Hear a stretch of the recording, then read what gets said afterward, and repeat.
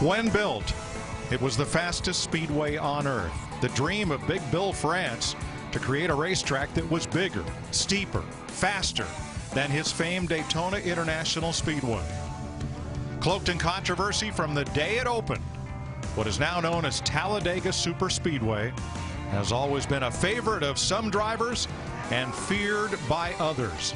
It is a perfect day for racing. A few high puffy clouds will provide a little bit of needed shade for these sun-drenched fans that have come from far away and driven long distances to see the one race in our half of the season that you know is going to be exciting, you know is going to be eventful, and you know, Darrell, that any lap of this race could be the one you remember for the rest of your life. Well, for the most part of the day, you're going to be dancing with the cars.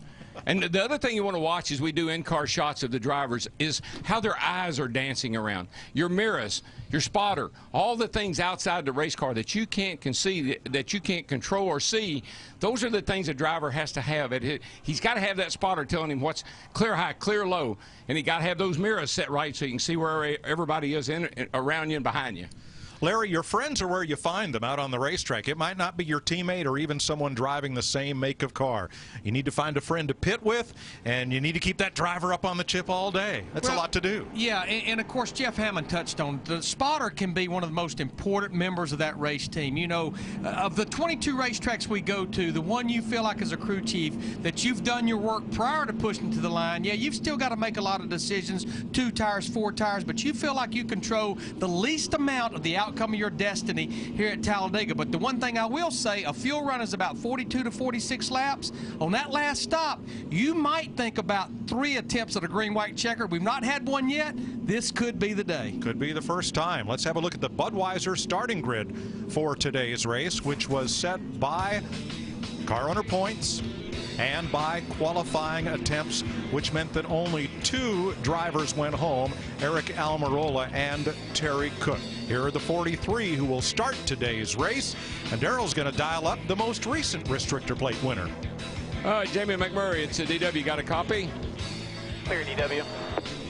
All right, my man, are we going to have a Big Mac attack today? You seem to be Mr. Restrictor Plate here lately. Well, we've got a good Bass Pro Shop Chevy. Actually, I got Johnny Morris from Bass Pro Shop on the pit box today, and he and his boy John Paul were at Daytona when we won. So we're hoping they're going to bring us a little luck. But you just got to make it to the end of this deal, and you know, hope you can make the right moves at the right time. Well, this is a pretty big pond you got to fish in here today. Good luck, man. I hope you catch the big one. Okay, thanks, TW. Jimmy Johnson, Matt Kenseth on row 1 to bring them down to the green flag. This race is brought to you by Budweiser, the beer that starts with full flavor and ends with a crisp, clean finish. Budweiser, it's what we do.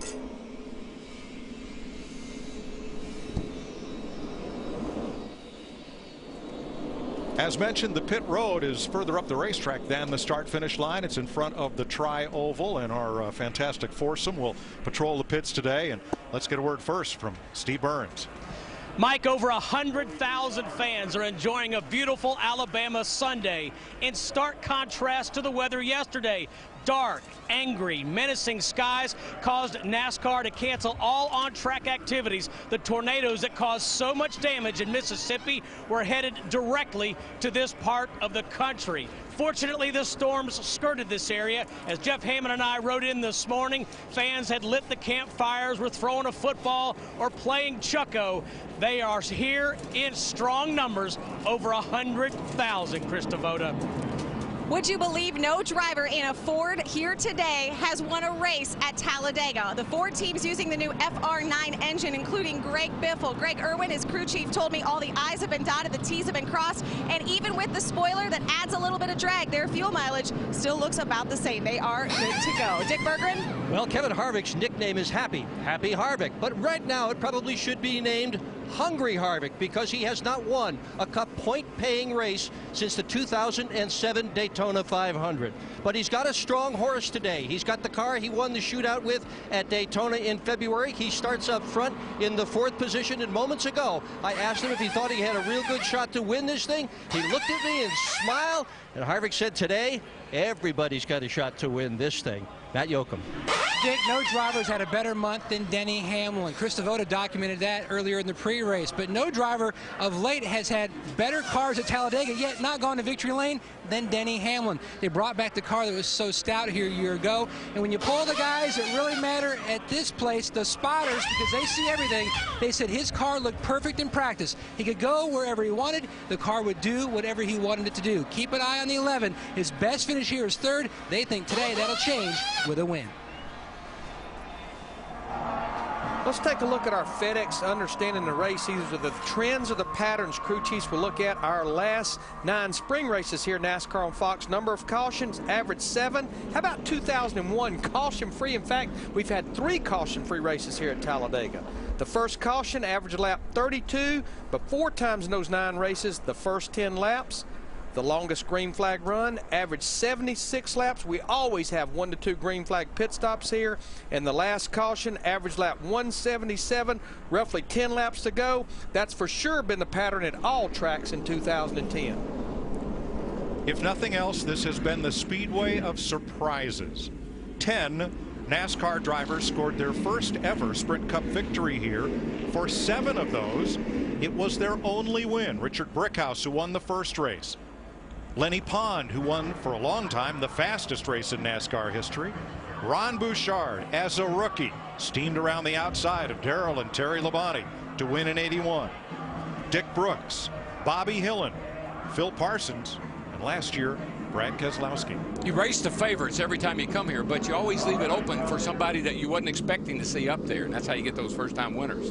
Let's take a look at our race analysis for this 188-lap, 500-mile race. Pit road speed, 55 miles per hour. The pit window for Sunoco race fuel, 42 to 46 laps. We will have a competition caution on lap 20, which means you can pit before lap 20, but you cannot fuel the car until that lap right there. New to Talladega is NASCAR's new rear spoiler. We started out at Martinsville on the half-mile, went to Phoenix the 1 mile, Texas the 1.5 miles, and now we're at potentially NASCAR's fastest speedway for the first time with this new appendage that increases drag and downforce. How will it play into today's race? I think we're going to see a fast race, Mike. I think the cars are handling really good. The guys say they got a lot of downforce with this new rear spoiler. We've got the biggest plate we've had here in quite some time, which means we're going to have fast speeds. This could be a record pace today. Well, we've set the table for you as best we can. Let's turn it over to the fellows who are behind those windshields and inside the helmets to tell you about the opening laps of Talladega. You know, I think when you come down to take the green, it's the first 30 seconds of the race don't really get too wound up, but it doesn't take long for everything to get tight and busy in a hurry. You can expect craziness, at least I can promise you that. You know, so it's exciting. There's a lot of lead change, a lot of back and forth, and as a driver, I really enjoy it. You know, I wish that we would have heart rate monitors in the car. You know, going into this race that just the mindset that it takes to approach this race is totally different than anywhere else we go. Pins and needles, Darrell? Oh, always. It's just that anxiety that you have coming to get to green, because we know you can wreck here anytime, even on the first lap if the cars are going all over the place like they can do here. You know, we talk about a record race pace. Honestly, I think we could set a record for lead changes, especially the way we saw those 2 cars. They were talking about it in the pre-race, being able to hook up and pick up 8-10 miles per hour by themselves, nose to tail. And I don't want to hammer about wrecks all the time. I know we talk about it all the time when we come here. It's great racing as well. But on the driver's mind is staying out of trouble, not wrecking.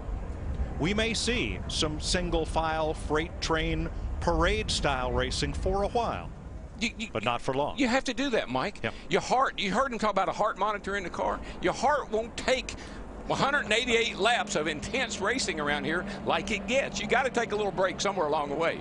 Well, folks, watch and enjoy these first 187 laps, but remember, 16 Talladega races, including 5 of the last 9, were decided by a pass on the last lap. What you don't want to have happen is to be standing by the water cooler in the morning and somebody says, "You see what happened at Talladega?" All right, fellas, here we go. DW, she's the biggest, she's the baddest, and she's the boldest, and she is the fastest. Reach up there and pull those belts tight one more time.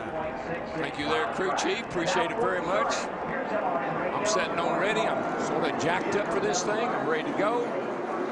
Hold this field down as I come down here to get the green. Waiting on the flagman. Green flag in the air. Boogity, boogity, boogity. Let's go racing Talladega style, boys.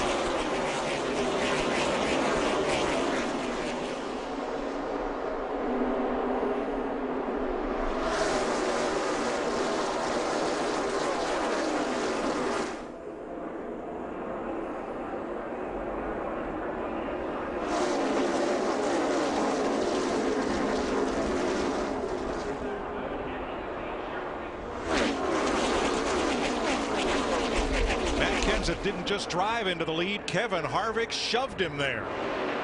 Jamie McMurray in that one car talked to him there under the pace laps. He did not come up to speed. Don't get too concerned just yet. Might be falling to the rear on purpose.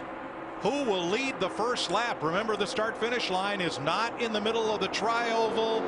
Here, it's all the way down past the exit of pit road. KB, Kyle Busch with an assist from Jeff Burton, leads lap 1. They're going to jump right down in front of Matt Kenseth in that 17 car, as well as Kevin Harvick in the 29. In fact, the front 6 nose to tail at the bottom of the track. And automatically, as soon as that green flag came out, you know what you're looking for? Somebody to work with. Somebody to love. We believe that both the Earnhardt Ganassi cars, Jamie McMurray and Juan Pablo Montoya, dropped toward the back on the initial start. It just wouldn't surprise me, Mike. It wouldn't surprise me to see several guys do that because of that. What we talked about early on, this wad of cars right here, don't want anything to go wrong early in the race. Teammates on the high side, the orange car Logano, Denny Hamlin pushing him all the way up to 6th place from mid-pack. And I mean, when you look at this wad of cars, yeah, this racetrack is wide enough for about 5 wide, but all it takes is one of those guys, one of those drivers to bobble a little bit, and that's what causes the big one. Here's the phenomenon that we see at Talladega that we haven't seen for, I don't know, ever up to the last couple of years. Look at those 2 cars on the outside. The 2-car tango. 2 cars working together can be faster than the entire pack. Just look at right there. Joey Logano, the 20, 190 miles an hour, where the pack was running in the mid to high 180s. And you'll see that'll happen all day long. Remember in the pre-race show we talked about timing. You want to figure out when to get that 2-car thing going more for the end of the race. You're working on it from the beginning. Here they come from out of the middle. Kenseth with Harvick, and now Kenseth alone can't get all the way to the lead because of Logano and Hamlin. 33 cars in this lead pack. And that 2-car thing, Mike, took a lot of guys by surprise a year or so ago. Now they know it works. Now they anticipate it.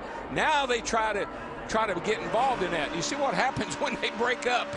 Yeah, Denny Hamlin backed all the way into Dale Jr. just because the 2 outside and inside lines converged, close up on them. The middle lane, nowhere to go. You get caught in the sucker hole, that middle hole there where you see Logano in the 20 car.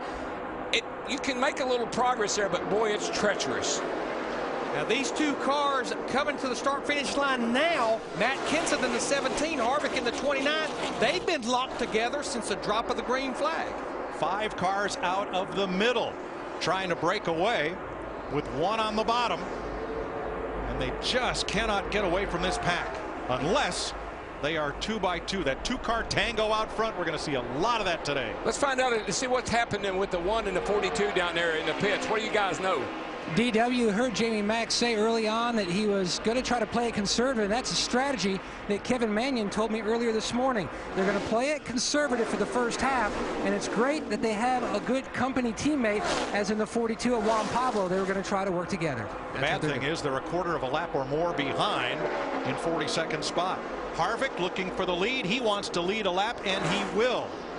Well, those two guys had enough lead. They could swap and let each other lead another lap. But back-to-back Murray and Montoya, what I don't like, the leaders are running 48 80s and 90s. Montoya and McMurray, 51 50s. Yeah, that grouping up like that only works when you have the draft of the big pack. Once you fall back, your 3 or 4 cars just can't keep up with the draft of that big pack. Junior and Hamlin. Here we go. Logano and toot, train's coming through. Coming through, boys. And the reason this will work, folks, is because, see, they're in the corners. They can, with this car, front and rear bumper lines up so well, you can push a guy all the way around the racetrack, and that's why it works. And the reason it doesn't work with 3 cars is if the 3rd car pushes the 2nd car out of shape, the 1st car could go for a ride. Yeah, and the other thing is you can only do that for a couple of laps, Mike, because the guy pushing will get his engine will get too hot. They got to swap. But Hamlin in the 11 pushed the 88 up there before they got to the start-finish line. He ducked out, took the lead from Dale Jr. in the 88. Now which lane's going to go? Earnhardt's got a firm lock onto Hamlin's bumper. And from the outside, here comes Tony Stewart, and he's got help. See, even Larry, even this early in the race, you're already saying, I'm sure Dale Jr. is saying to Hamlin, oh, so that's the way you're going to play the game. Make a note of that. Yes. Let me write that down. Yeah, that's the 19 car of Elliott Sadler that's pushing Tony Stewart in the 14 on the high side. Elliott Sadler went from 27th to 5th in 1 lap.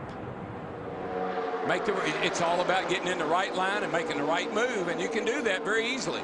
And I'm going to tell you what, there's a car in the high side, that 34 car of Travis Quapple. He started back in the 34th position. He's up there in the 8th position on the high side. Quapple in yellow and blue, 4th in line on the outside. I wonder if these guys know that there's going to be a yellow flag at 20 laps. They're not racing like there's going to be one. All right, Hamlin led the 1st lap. Here comes Stewart and Sadler. The S&S boys teamed up here.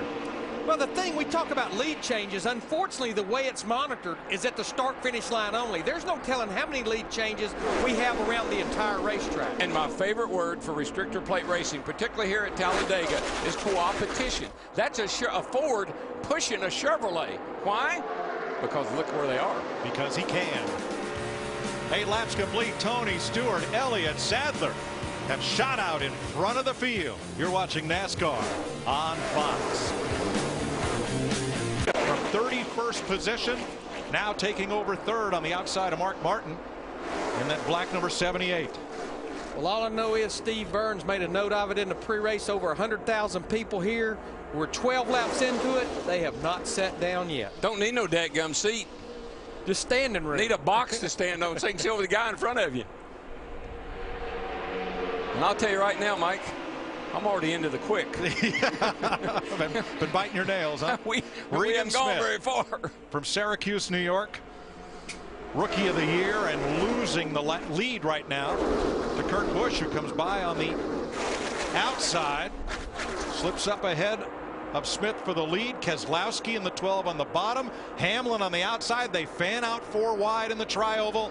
Busch leads this lap. And the tri-oval, I know it looks real simple and gradual and all that. That's a tough part of the racetrack. Hanging on to a race car in the middle, 3 wide. Now in 7 laps, we'll have the competition caution. This is what happens when Saturday gets washed out and there is no practice. NASCAR will throw a predetermined yellow flag so that the teams can check tire wear and everything else. We can all catch our breath. And we don't anticipate any tire issues here, even with a green racetrack without rubber, but that's being consistent when we lose Saturday's practice. Watch the 48 right behind the 5 of Mark Martin. That is Jimmy Johnson, your point leader and champion. Got a little beat around a little bit from Jeff Burton there. Yeah, he was caught in the middle. Now he has dropped all the way back to the 14th position. But I think everyone that's dropped back knows that in about 6 laps, we'll have that caution regardless of where they're running. Riding with Jimmy, Joey Logano, last year's Rookie of the Year from Middletown, Connecticut, 19 years old. Did a great thing this morning. A group was riding along in a golf cart. Here was Joey on his cart coming the other way. He saw a 4-year-old girl on that cart wearing a Joey Logano shirt.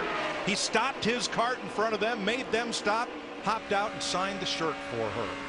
Sweet. That's a class act. That's sweet. 5 laps when they come back to the competition yellow. Steve? And Mike, Larry Mack was talking about that competition yellow. Steve Letarte, Jeff Gordon's crew chief, told me this morning you're going to see tire strategies all over the place. He said it just depends on where you want on the track. They might change rights or just lefts or maybe even no tires. It really depends where you want to go back out on the racetrack. I really believe this first stop, you're going to see most of them go with 2 right side tires only. You got to be there at least long enough to dump 1 can of fuel. 2 tires is pretty much free on the stopwatch. But you look at Joey Logano in the 20 car. We talk about him being 19 years old. He'll turn 20 next month. You look at his runs here last year, top 10 finishes in both races in 2009 here. You know, Bobby Hillin won this race, and he was 22 years old. That's the youngest winner we've had here. Logano could shatter that record. From 3 wide to 2 by 2. Logano and his teammate Kyle Busch come by leading in the bottom lane. Joe Gibbs racing with 3 victories. Piper of Talladega, and he's leading that outside line up toward the front. Yeah, the Pied Piper's getting a little group assembled on the high side. The problem that the Pied Piper has is everybody wants to be the Pied Piper. Whoa, boy, look. Saw Hamlin in the 11 dancing around a little bit there. Next Saturday night, NASCAR on Fox goes short track racing for our final time this season. Richmond, Virginia. It seemed like when we were there a year ago, those 2 cars we're looking at, the 18 car of Kyle Busch and the 88 of Dale Earnhardt Jr., I think they had a little altercation late in the race at Richmond. Logano has led 4 laps. That's the most of anybody. Will he notch his 5th right here? He will, by a car length and a half. With that slow car down on the inside there, that always creates havoc as you try to work your way around there, because you're going to run up on the back of that slow car. Something's got to give. That's Robert Richardson, who ran the Daytona 500, finished 18th. This is only his 2nd start this season. He's in that 37 on the bottom. Worked out all right. They got through there okay. Now, Darrell, this is teammates that have linked up and are running tight with one another, and that's pretty much forced everybody to get in line, mind their P's and Q's for a bit. It has, and you'd love to be able to work with your teammate, because you can talk to. See, these guys, these teams that got radios, they can talk to each other. So you'd love to be able to work with your teammate if his car's as good or equal to yours. Busch brothers battling side by side for 2nd. But the thing I see, those 3 Joe Gibbs cars, they've got nose to tail up there. 1, 2, 3. You're looking at them right there. Logano, Kyle Busch, and Denny Hamlin on the bottom side with Brian Vickers following suit. So that's 4 Toyotas at the front. And keep an eye on that 31 today. After practice Friday, many people thought that Jeff Burton might be one of the best drafting partners out there. He did an awful lot of pushing and being pushed to run some fast laps here on Friday in that cat car. Well, I think people feel good running with Jeff Burton. They know he's going to do what it takes to get up to the front, but they know he's not going to make a stupid move on the racetrack. Yeah, he's a real good decision maker when it comes to staying out of trouble, not getting you in trouble. Just saw Jeff Gordon have his hand out the window. I'm not sure if he was to the car behind, which is Elliott Sadler. I don't know if he was saying don't bump me right now. Maybe he's a little uncomfortable. Something, though, had that hand waving. All right, look at Jeff Burton in the 31 car versus Joey Logano in the 20. Right there, 7 miles an hour faster. Again, getting that push from Dale Earnhardt Jr. in the 88.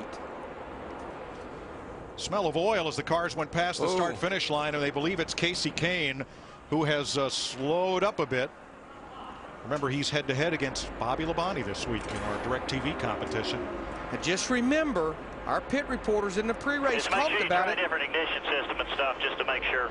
How's your oil temperature and your oil pressure and all? All of the Ford teams running that new Ford FR9 engine here this weekend. And one of the things that they've been concerned about durability-wise was the valve train. Jeff Burton just led that lap. That is his first today, or his 2nd lap today.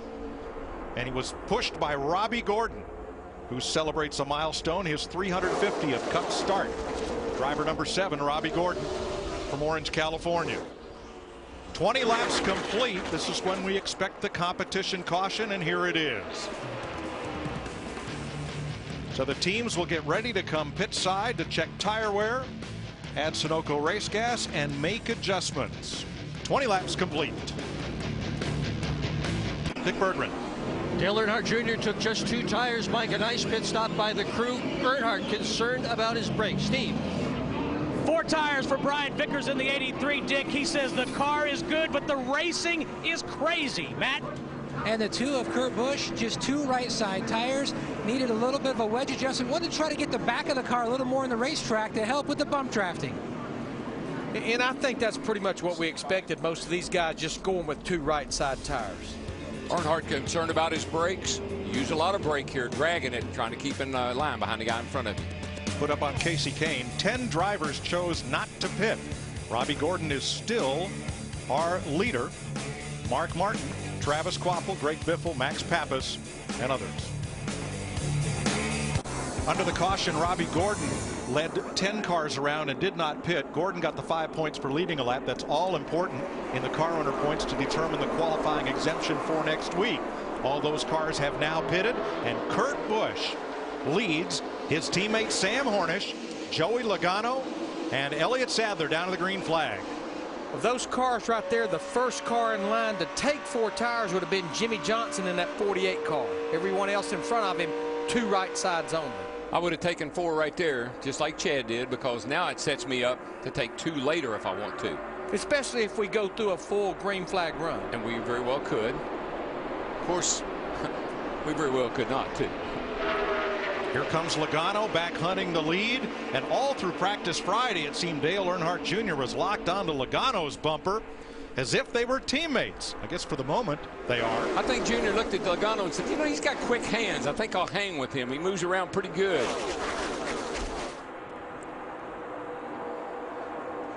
Kurt Busch will not give up the lead. Now it's Busch and Logano coming back to the stripe. A couple of cars reporting problems over that first 20-lap run. First to Dick Berggren.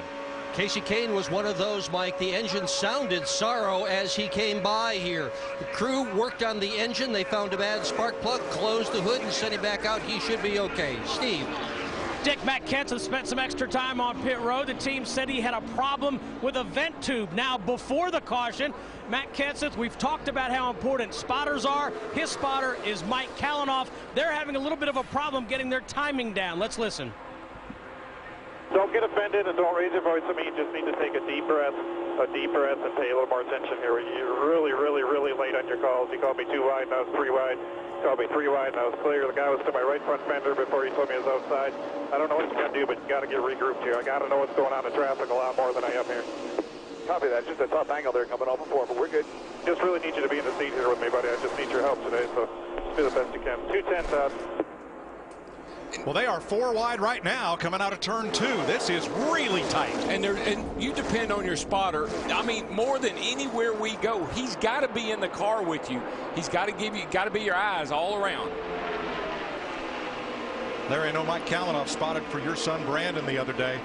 I tell you what, Mike is the best in the business, and you heard him tell Matt, which I agree, when they're coming at him off of turn 4 like they are right there, this is what the spotter's seeing. This is the view, and it's hard to tell when that car's maybe got his fender, your quarter panel, or vice versa. And Larry, you're right. He's the best in the business, and he and his driver are struggling a little bit. Brian Vickers leads this lap with an assist from another Toyota. That driven by Kyle Busch. Denny Hamlin 3rd, Dale Jr. 4th, and Jimmy Johnson 5th. They are your Toyota top performers of the race right now, with Logano in 8th, 27 laps in. And the frustrating thing about racing here is you see Vickers down there on the bottom. They get that big lead, and all of a sudden you watch. They'll get shuffled back into the pack with this group on the outside. Here comes Johnson with Kurt Busch. Looks at the back bumper of Kyle Busch, looks further inside, thinks a little better of it, sweeps up high in that trioval. But I'm going to tell you the 2 cars we better watch. Those 2 cars on that outside. Denny Hamlin in the 11, Dale Earnhardt Jr. in the 88. They hooked up rear bumper to front bumper. Boy, the closing rate is so fast on these cars when they're catching a car in front of them. Somebody's going to run over somebody before it gets over with here. Now Kurt Busch at the blue deuce in the middle. Let's see if he can make any forward progress. He's going to try to catch up to his younger brother Kyle, who is pushing Brian Vickers. You're riding with Kurt Busch. He's going to have company to his left. There's Jimmy Johnson. I'm going to tell you what, we talked about Toyotas. There's a Toyota to the outside of Kurt Busch in his 2 car right now. It's Michael Waltrip in that 55 car, the gold and blue car there. Felt like he would run good here today. Nobody loves Daytona and Talladega probably better than Michael Waltrip. He has an incredible feel for the restrictor plate racing. I think he went to school. He drove for Dale Earnhardt. I think he really went to the Earnhardt School of drafting, and man, does he know how to do it. Started dead last, 43rd position. Of course, the field being set by points because of qualifying being washed out yesterday. We said it in pre-race, anybody can lead here. Elliott Sadler came from 27th to 5th in 1 lap and led the next one. You know what he told me? He said, you know what, you can wreck anywhere here, and anybody can wreck here. So I might as well get to the front and take my chances. And that's a pretty familiar sight right there, pushing the Waltrip pushing an Earnhardt. We saw that way back early 2000s. Yeah, instead of 88 and 55, just think of the 8 and the 15 when those 2 drivers were teammates at DEI. They may not lead this lap, though. Here comes Hamlin on the bottom. Junior on the top. Whoa, too close to call. I think the fans pretty much told you who led that lap. It was that 88 car, just ever so. How about 7 1/1000ths of a second he led that lap by? Remember what I said in the pre-race, little practice. How long did it take me to get to that line and beat that other guy? Hamlin moves up to the outside. They're gone. He's got help from Sam Hornish, but let's see if Junior and Michael can get away for a bit. Now, Michael ran the Daytona 500, came here to race. Don't know what his plans are beyond this race. No, I don't think he does either. But when you talk about pouring the coal to it, that's what Michael's doing right now. That He's old pouring size the coal 14's bashing that gas right and now. he wants to lead a lap. At the top of the screen, Johnson and Logano Yes. have fallen all the way back to 23rd and 24th. That's just how quickly that draft can move you forward or move you back. That's what I said about getting frustrated. You got a good car, you get out there, you think, oh, I got these guys. Wrong. Look at the bottom, A.J. Allmendinger. Here the they Dinger come. in the 43. He's got Kyle Busch, and they do the 2-car tango to the front. I'm going to tell you what, that's the same car he had in the Daytona 500, and it was just as fast there in February. He drove from the back of the field and took the lead without the help of a lot of other cars. This is like yo-yo racing. Now, I didn't say there were a bunch of yo-yos. I just said it's like yo-yo racing. Up and down, up and down. 32 laps complete this time by. And still 30-plus cars in that long, winding lead pack, led by 2-time Daytona 500 winner Michael Waltrip over Dale Earnhardt Jr. and Denny Hamlin. That glare coming out of Michael's car, the 55, that's in peace showing. That's that ivory. How about Paul Menard in that bright green car running fourth on the outside, and what a great season he's had. The last couple of races weren't too kind to him, but Menard got off to a great start in a breakout season, and he's been up near the front these whole 32 laps. Finished second here a couple of years ago. He knows how to restrictor plate race. Another one of those guys you just don't expect to be that good on a restrictor plate track, but he is. But just look at the 5th car in line on the high side, the 9 Budweiser car, Casey Kane, on pit road with the hood up with a bad spark plug. Here he is battling in the top 5. On the bottom, A.J. Allmendinger, the road race veteran, could not wrest the lead from Michael Waltrip. Didn't have quite enough of a push from Kyle Busch that time. Maybe he has 9 cylinders. Maybe they stuck another one in there. 33 of 188 laps complete in the Aaron's 499 at Talladega. 37 laps complete. About that many cars still in the lead draft. The best view in the house, Brian Vickers on point with Jimmy Johnson, and on the outside lane, Dale Earnhardt Jr. with Jeff Burton, and way up high comes David Reagan leading another group. And I know it doesn't mean a whole lot right now, but Jimmy Johnson is trying ever so hard to lead a lap. He's been looking for somebody that can get him there. Love to get those 5 points. Get those 5 points. It doesn't mean a lot, but you never know. This is the track where Brian Vickers got that first career win a few years ago as a Hendrick car then. I believe the guy that's following him is the guy that he nerfed into.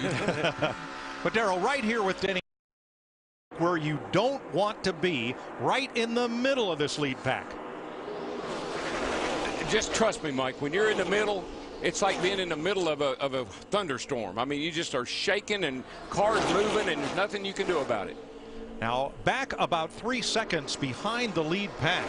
This is an interesting group right here, led by Kevin Harvick, Greg Biffle, David Stremme, Jamie McMurray, and Juan Montoya, and Clint Boyer. This group is much better now than it was before that caution, because this group led by Harvick in the 29, they're running 50, 80s, and 90s, and right now our lead pack, they're running mid-50 seconds. So they're okay the way they are right now, but they have to stay nose to tail, because that's how you'll run the fastest. You got to be able to have a little bit of a sniff of the draft off this big pack up here to be able to run fast enough to not get in trouble. And there's a lot of turbulence coming off these race cars. Kyle Busch would have led that lap, but Junior got a push right there from Vickers. And the 88 goes back out front. Gotta love what you're seeing out of Junior today, Larry. He has got a fast car. He's up there trying to fight for the lead. He's worked with a lot of different people. He's looking good. Well, he did finish second in the Daytona 500. He finished second here a year ago. It's a place that he loves, just like his dad loved. Yep.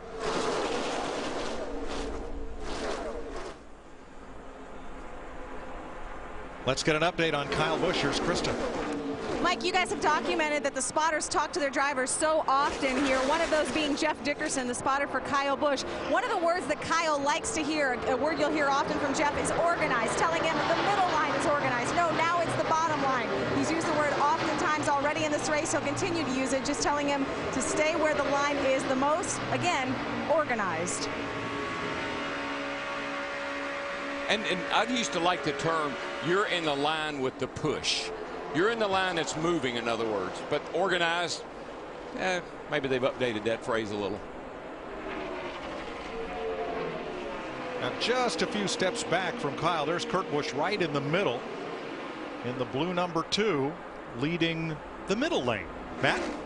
Mike, about 10 laps ago, Kurt came on the radio to his spotter, Chris Osborne, and said, the outside lane is formed up behind Dale Earnhardt Jr., but he couldn't get up. He was stuck in the middle and stalled out. He finally got himself up to the high line. Then Junior had jumped down to the middle and the line formed behind them, but he's now up to the high line again, just trying to settle in. He got his lap, lead, the bonus points, so right now he's just hunkered down and riding. Steve?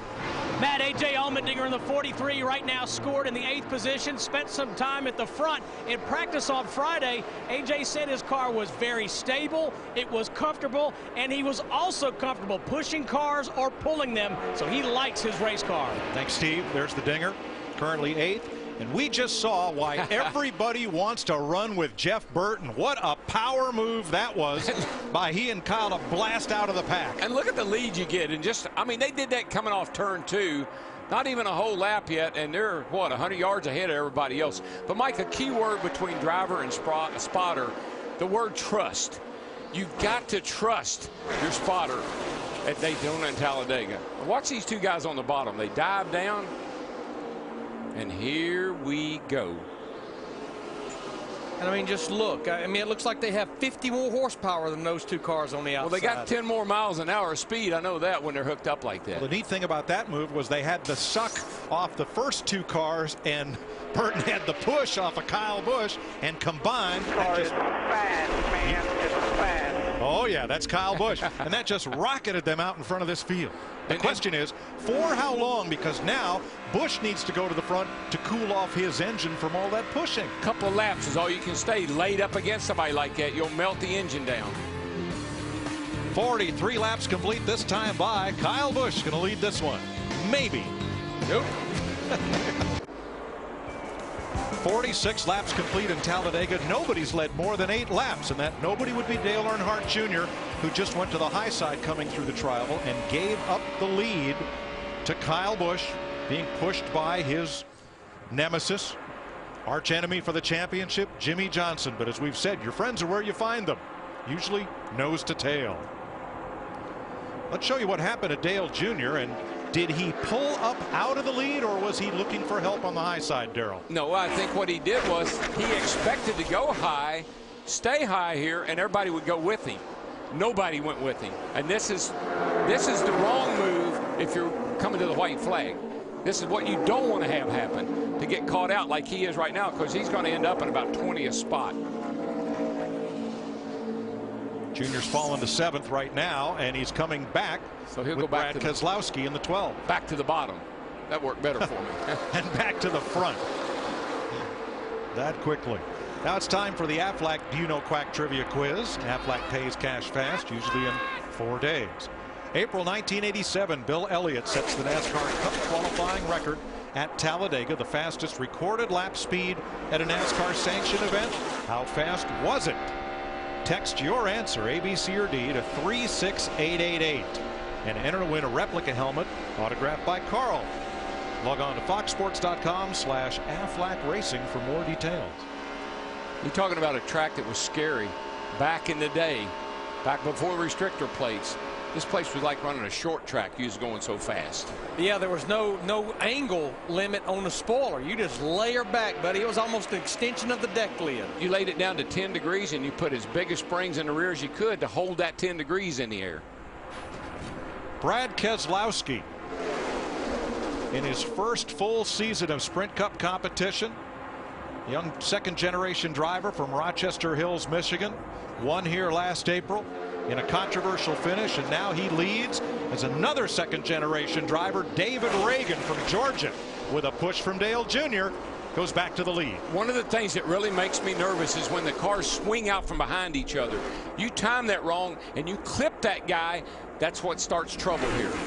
You know, Keselowski won that race in that 09 car that's being driven by Mike Bliss. Mike Bliss has been running right up there inside the top 10, driving for James Finch. He was just in front of Joey Logano in the 20 car. You'll see the red car right there in the 09. Well, you see Kyle Busch doing a good bit of back and forth, side to side on Keselowski's bumper. I would call that worrisome if it was me. Yeah. Is he just trying to get the nose out to get a little clean air, Darrell, or what?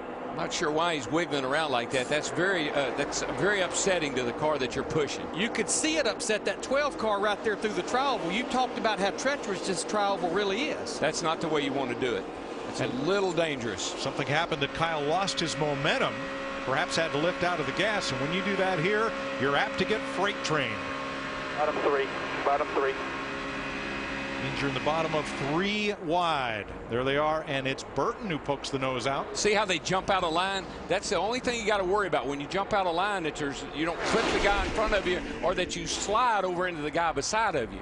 Now just remember that white 17 car of Matt Kenseth, he's 1 lap down, had the problem on pit road with the vent hose. They were running about 2 seconds a lap faster. They've lapped him. The good news is it's early, and he's the very first car by far a lap down. Caution comes out. He gets the free pass back on the lead lap. I think the other thing, Larry, that we're not really sure of, and I think the drivers are experimenting a little bit, is the effects of that big rear spoiler. They have no history with that spoiler on this car here. I think these drivers are experimenting quite a bit.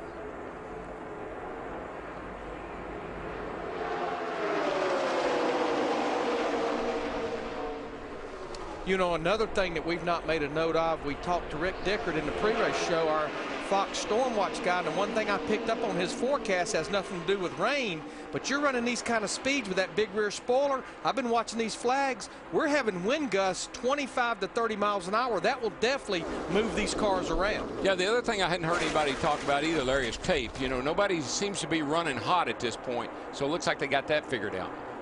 Now here is the lead pack. Let's talk about different agendas. It's a couple of seconds back to this foursome led by Jeff Gordon, and then even a third pack that is led by Martin Truex. Matt, what's Tony Stewart up to following Jeff Gordon right there? Learning a lot of lessons, Mike, as the 2 Stewart-Haas cars and 2 Hendrick cars run in line. For Stewart, he was simply saying that he learned one big lesson, that the recovery not quite as easy getting back to the front in the pack where he is now to that lead pack. But he's also sent along some messages to Jeff Gordon. Hey, Bob, before we get up here and get busy again, just tell Jeff if he can just stick his hand out, kind of tell me when he needs me to back down a little bit, and when he needs me to go, it'll help me. Based on what I know about Jeff Gordon, you don't have to tell him that. He will let you know if you're getting a little too aggressive. And I tell you what else will be easier with this pack right here. We're going to have green flag pit stops here in about 10 to 11 laps. Those guys, I'm sure, will come to pit road together as a group.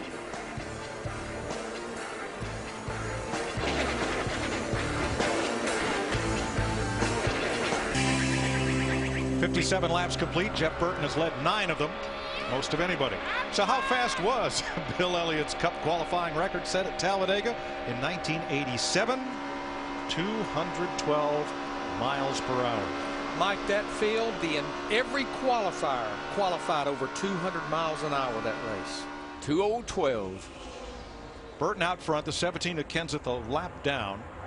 Kyle Busch, Casey Kane, Bobby Labonte. Kevin Butler's car. The Racers Group entry. Right up there with him. Very successful road race team. And running top 5 here at Talladega. Yeah, Mike, I mean, look at the 17 car. We know he's a lap down, but look where he's running. And look, just jump over a car behind him. The 9 car had a big issue. Look where he's running. There it looks like we're about 8 to 10 laps toward pit stops. 3 laps ago, everybody was single file, all nicely lined up like Mrs. Murphy's Sunday school class.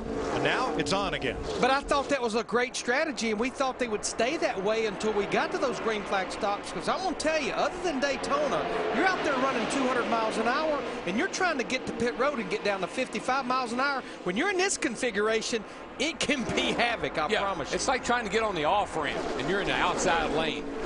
You got to clear a lot of cars to get to pit road, and you got to be sure you don't get run over from behind. Sam Hornish for Roger Penske trying to lead a lap, and he's getting a lot of help from Michael Waltrip. He'll do it. Mikey just wants to lead. That's all he wants. I'm decking out, Sam. I want the lead. But you know, as we get close to these pit stops, Darrell, you and I had the conversation about taking 4 on that caution at lap 20. This could put you in a position to take 2, but you're going to have to be there for quite a while because you're going to be dumping over 19 gallons of Sunoco race fuel. I'd say a lot of them will take 4. I would take 4, and I'll tell you why. When you're in this kind of traffic and you're moving your car around like we see these guys doing, you got to have grip. You got to have the grip to be able to hang on to that thing. Who is that, Mike? That's Michael Waltrip, who's backed up that whole outside line, Darrell. I don't think he got off turn 2 very well. Not sure what's happening. Well, the car could have got out from under him, and if you have to lift any at all, you'll get run over from behind. That's a big problem, the closing rate. Remember, we talked about that. If the guy in front of you slips or lets off, you're into him. Jeff Burton was in front in the middle of the tri-oval, but because Kyle Busch had a push from Denny Hamlin, Busch led that lap, his 4th of the race. You know, Mike, we're not even a third of the way through this race. We have had 33 lead changes already. We could be looking at close to 100 lead changes in this 188-lap race. Oh, I think we will, Larry. Now, I think also a lot of these guys are starting to anticipate that green flag stop. They've got to get single file. You got to sort this out before you dive on pit road, or somebody's going to get run over. 43 drivers started this race. 18 of them have led the race for at least 1 lap at the start-finish line.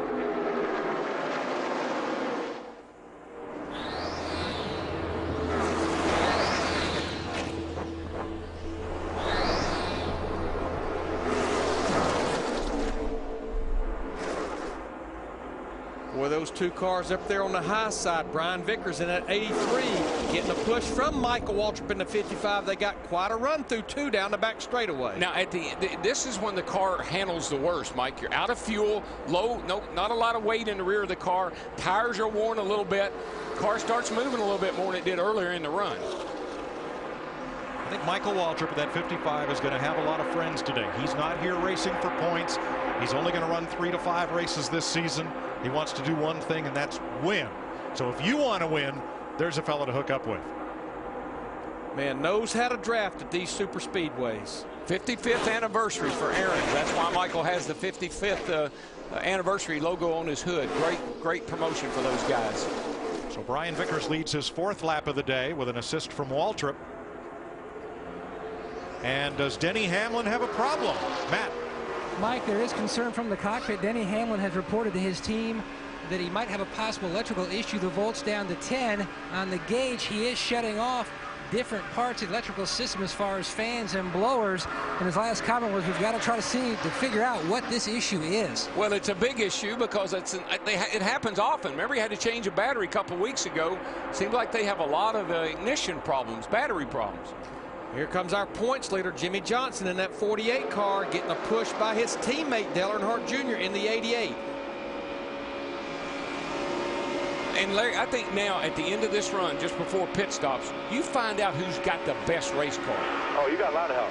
Inside only.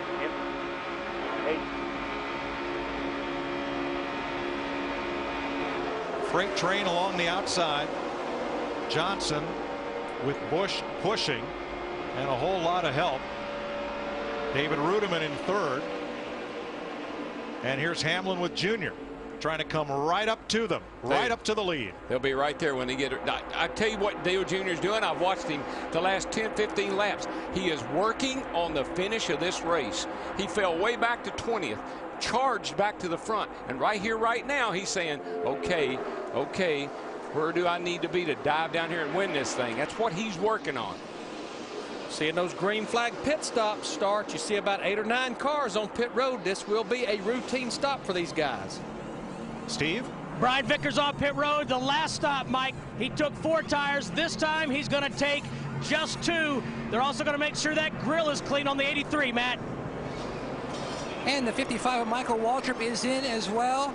The 2 of Kurt Busch, 4 tires this time. Remember, they went the 2-tire route the last time. Chassis adjustment completed. Says the track getting much more slick during this stage versus the first segment. All right, Travis Kvapil was in. Sam Hornish made a stop. Joey Logano, Scott Speed, and Bobby Labonte. Now, the second time around, a lot more takers. Robbie Gordon comes in as Kvapil goes out, and here's a big pack at the head end of pit road led by a crash. Keselowski got hit by Marcus Ambrose coming into his pit. Dick. Dale Earnhardt Jr. pitting. He has said nothing about the behavior of the car, but he has run in the top 5 all day long. It was a 2-tire stop last time. This time it'll be 4.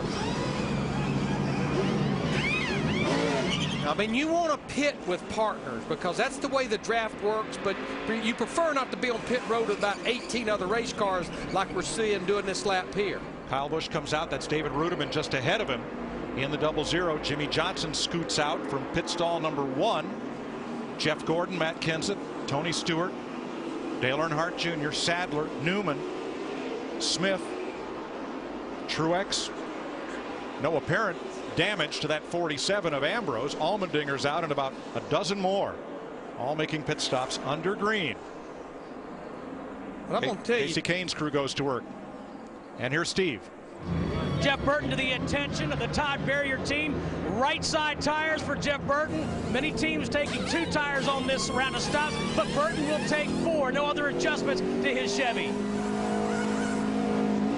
Thanks, Steve. There was damage to the right front of Brad Keselowski's car as he came out from pit road. Matt?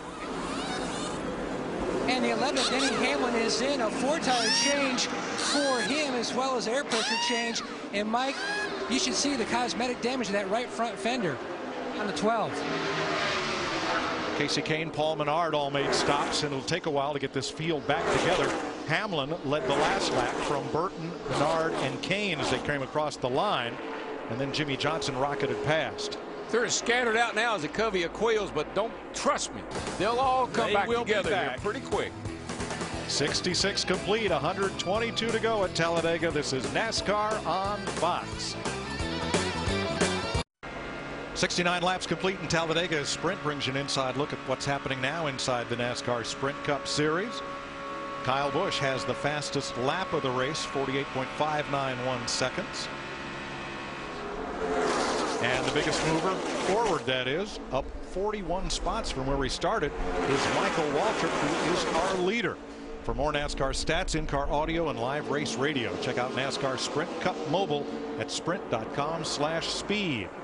Well, Darrell said it right before we went to break. It took 3 laps for us to cycle through those green flag pit stops, and cars were really strolled out all over most of the racetrack, and now you look, they've come right back together. There's the lead pack coming at you down the back straightaway. Let's take a look at the green flag pit time in 2 laps, including the pit stop and getting back up to speed. Some of the faster times that we had right there, you can see David Rubin was the quickest. Most of these guys, though, they were able to go with just 2 right side tires because they changed 4 on that first caution at lap 20. Most drivers will tell you, Mike, there, you know this, handling is not a big issue here, but grip is. I don't care where you go. I'd still like to have me nice 4 fresh ones on there. It's not that they'll make you run faster, but you can drive. You can maneuver the race car. getting these conditions like they're in, they need all the grip they can get. Joey Logano led that lap. Regan Smith, with help from the 18, has overhauled him. And now Marcus Ambrose is in after that contact with Brad Keselowski on the earlier stop. Dick?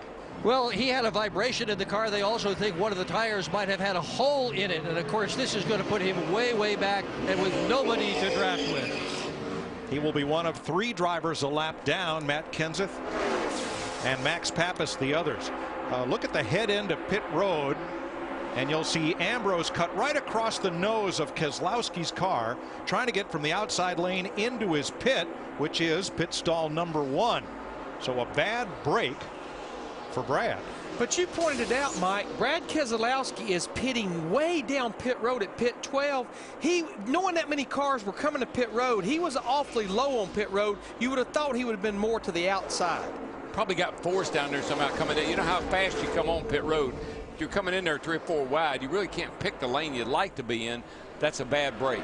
What Keselowski needs is to draft behind someone so that dented up front fender won't be stuck out in the wind. Yeah, it won't know it if it's behind the car. Right. But when it's out front, I promise you, the air will know it. 28 different drivers is the record for leading this race. We've had 20 out front so far today, and we're not even halfway.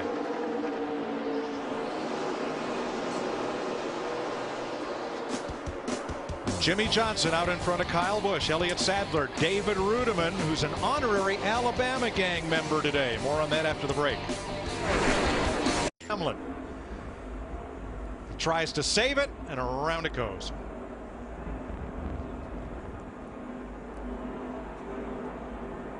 You know what I saw, Larry? Didn't get airborne. No, this is true. 2 wide. And he did it. See the cow flaps come open. That's pressure Hold the brake, under the hold hood. the brake, hold the brake. You're on pit road.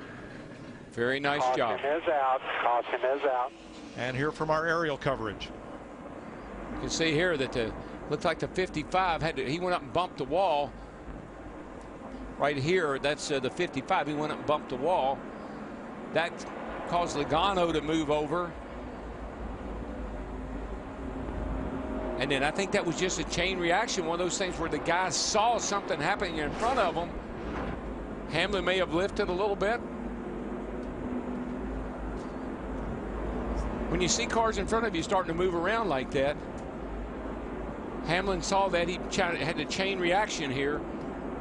See him back at the back right there, and he was running up on the back of Sam Hornish's car, and he had to get on the brakes. So the good news for Hamlin, though, no contact with the wall or any other car. Dick. This is going to be a very fast stop for Dale Earnhardt Jr. Gas only, no tires. Steve. Jeff Gordon took right sides the last stop. This time, just left sides. Krista. It was 4 tires last time for Kyle Busch. This time, right sides only. Matt. And for the 48 of Jimmy Johnson, no handling issues at all. 4 tires for Elliott Sadler. They're going with a 2-tire change left side this time. Elliott said the car a little free when he's out front. Well, obviously, anytime you get an opportunity at Talladega, you want to get in there and get fuel in the car, knowing you'll get those long green flag runs. Also, you want that weight in the back of the car, gets that spoiler out of the air. We'll point out the dashes on the second place car. Kyle Busch is because we're not receiving telemetry data from that car. And we'll mention that David Stremme gets the free pass as we send you to Chris Myers and an AT&T race break. And 46 lead changes in the first 50 laps, Mike. We've already had double the amount compared to lead changes that we had in the fall last year in this race. And this is some of the early bump drafting. Kurt Busch getting a little push from Ryan Newman. Harvick and Kenseth here. Now look at that 17 car going inside around to go to almost to take the lead, pulling away from the big pack. And this is what's going on, folks. They're pushing all the way around the racetrack. Dale Earnhardt Jr. getting a big push from the 11 of Denny Hamlin and pulling away. And Jimmy Johnson, our points leader, just kind of getting bounced around in the middle, but hanging in there.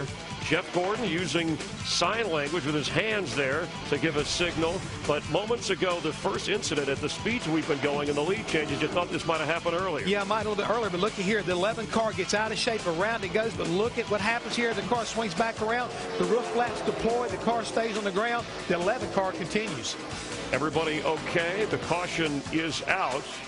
other than the caution that was planned by NASCAR a little bit earlier as we watch from the Hollywood Hotel, and thanks for being with us. So what have you seen so far other than exciting racing, but it looks like everybody's holding their breath, just the littlest nudge. He was going about, what, 175 when Denny spun? Yeah, at least that right there. Again, these guys are doing such a great job of giving and taking, and NASCAR told them, you police yourself, and so far they've done a really good job of not doing anything crazy. This is Talladega. Racing's supposed to be fast, but at the same time, I've seen some good judgment used out there so far. Yeah, how about in terms of strategy, Jeff, and what we've seen from drivers so far? And as Mike pointed out, Mike Joy, you had a guy make up 20 spots or fall 20 spots within one lap. It's not strategy.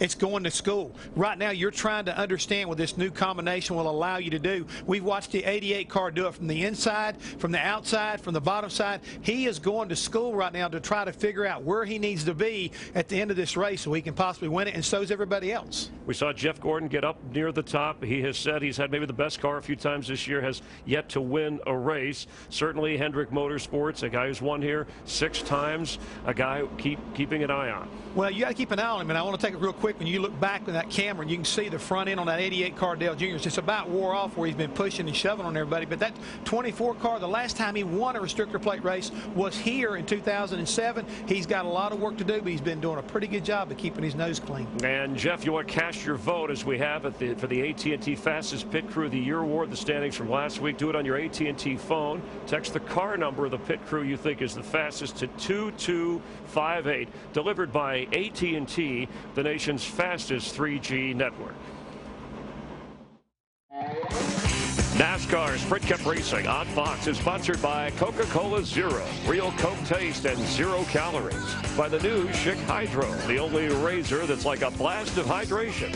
And by FedEx, we understand you need reliable shipping options. FedEx.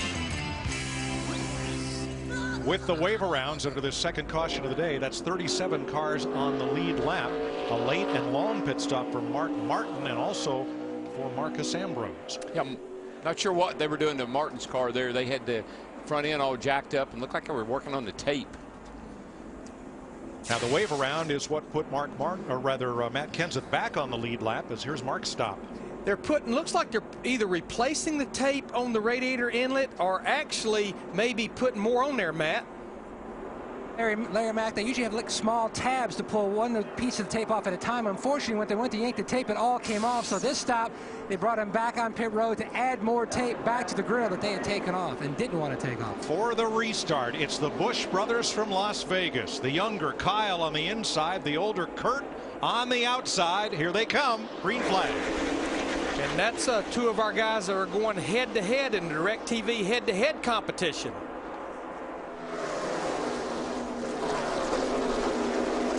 Top 5, Jeff Gordon, Dale Earnhardt Jr., Elliott Sadler, Sam Hornish, Casey Kane, Mike Bliss up in the top 10, Scott Speed and Jeff Burton.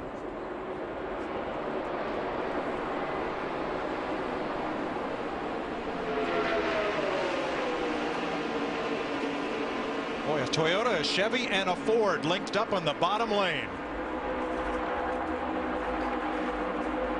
That moving around like that behind the car in front of you, got to be careful doing that, guys. How about an Alabama National Championship? Crank it up, Larry. Sounds like a winner to me. Roll Tide, crank it up.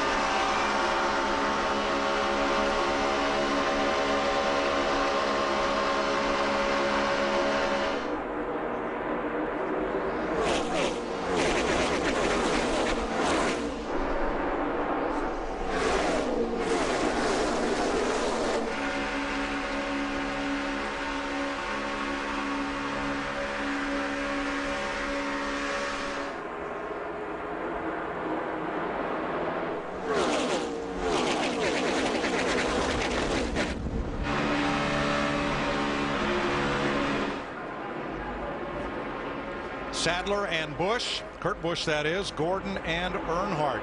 And in fifth spot, David Rudiman.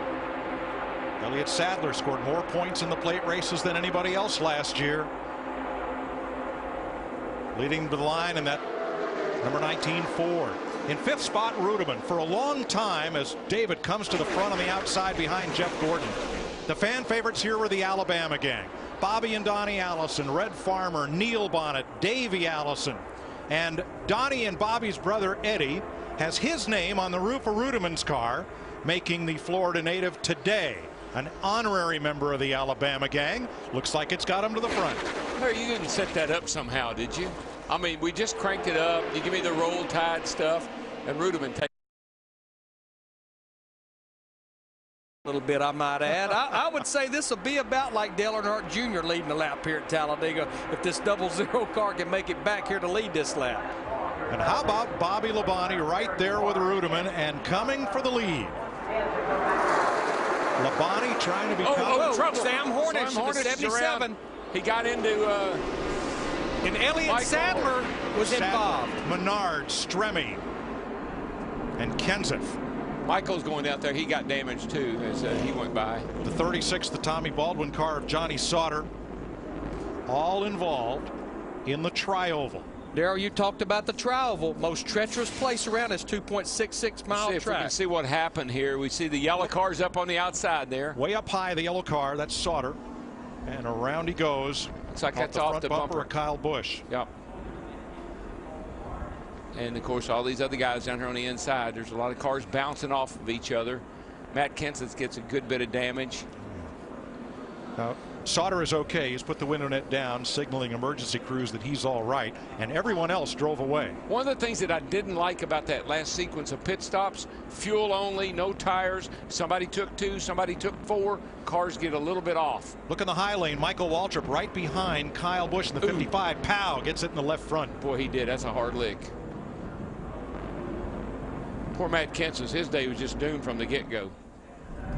One thing I'm most impressed about as you see this unfold, we have cars sideways, we have cars backwards with their tail to the wind, and we have every car firmly on the ground. Yeah, the roof flaps now are doing their job like they used to do, keeping the car. You see, which car was that? That's the 26 maybe, or the 19 there that was around backward, and the car never did anything. But I mean, there's no question Kyle Busch in the 18 gets into the back of Johnny Sauter in the 36, but he had Michael Waltrip in the 55 stuck up his rear bumper. Yeah. Kurt Busch also got some heavy right side damage on that one. Yeah, he did. There's a look at it right behind the right front wheel. I think that's repairable. This probably not. I mean, the car took a hard shot into the outside wall. It's going to damage probably some of the garage. suspension parts. Like that right there. Yeah. Yeah, the left front looks as bad as the right, and Matt Kenseth has it on both sides of the front end of the Valvoline Ford. Yep. Talked to a lot of drivers this week. There's Max Pappas in the 13 car going to the garage area. You look at Matt Kenseth, comes in here second to points, knowing that this restrictor plate race can be a game changer in these points. And you wonder why Dale Earnhardt Jr. called it the lottery? There was your answer right there. Elliott Sadler, a little bit of right side, right front damage there. Not too much. Not much at all. Make sure you shape that fender real good at the top. And Kyle Busch, you see the mark just below the grill on the front bumper from the contact. Bring it to us, bring it to us. With Sauter. Here's our Built Tough Ford track facts. Ford leads all manufacturers at Talladega with 26 Sprint Cup poles. Mark Martin in a Ford won the fastest Sprint Cup race ever held at Talladega, 188 miles an hour average speed. And the most cars involved in a single Talladega wreck was 27 back in 2003. Ford, built Ford tough. Pit road's open, Dick. David Rudiman is going to take fuel only. Joey Logano a pit in front of him. He'll do the same. Steve. Jeff Gordon on pit road. This should be gas only. Last time they took just lefts, gas only, Krista. Greg Biffle going to make a right front shock change. The plan, it's staying compressed. Hard for the guys to change the tires with it down in the track. Matt. Fuel only for the driver and car of the 48. Sunoco fuel to top him off, and a bottle of water for Johnson. No changes. Brad Keselowski is the free pass car under this caution. Never pass up that opportunity to get that fuel in the car. We're getting close to a two-stop race. So right now, the only car out of the race from this one is Johnny Sauter.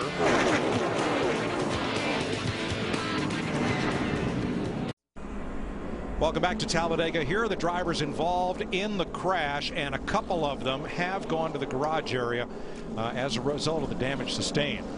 A lot of work on pit road, and while we're under caution, time for our DirecTV head-to-head pit whip. We'll start with Matt. Mike, number 1 seed from the turn 3 bracket, Jimmy Johnson up against this week Juan Pablo Montoya. Montoya, he advanced from last week by finishing 4 spots ahead of Brian Vickers. Johnson has a win here. JPM has a pole.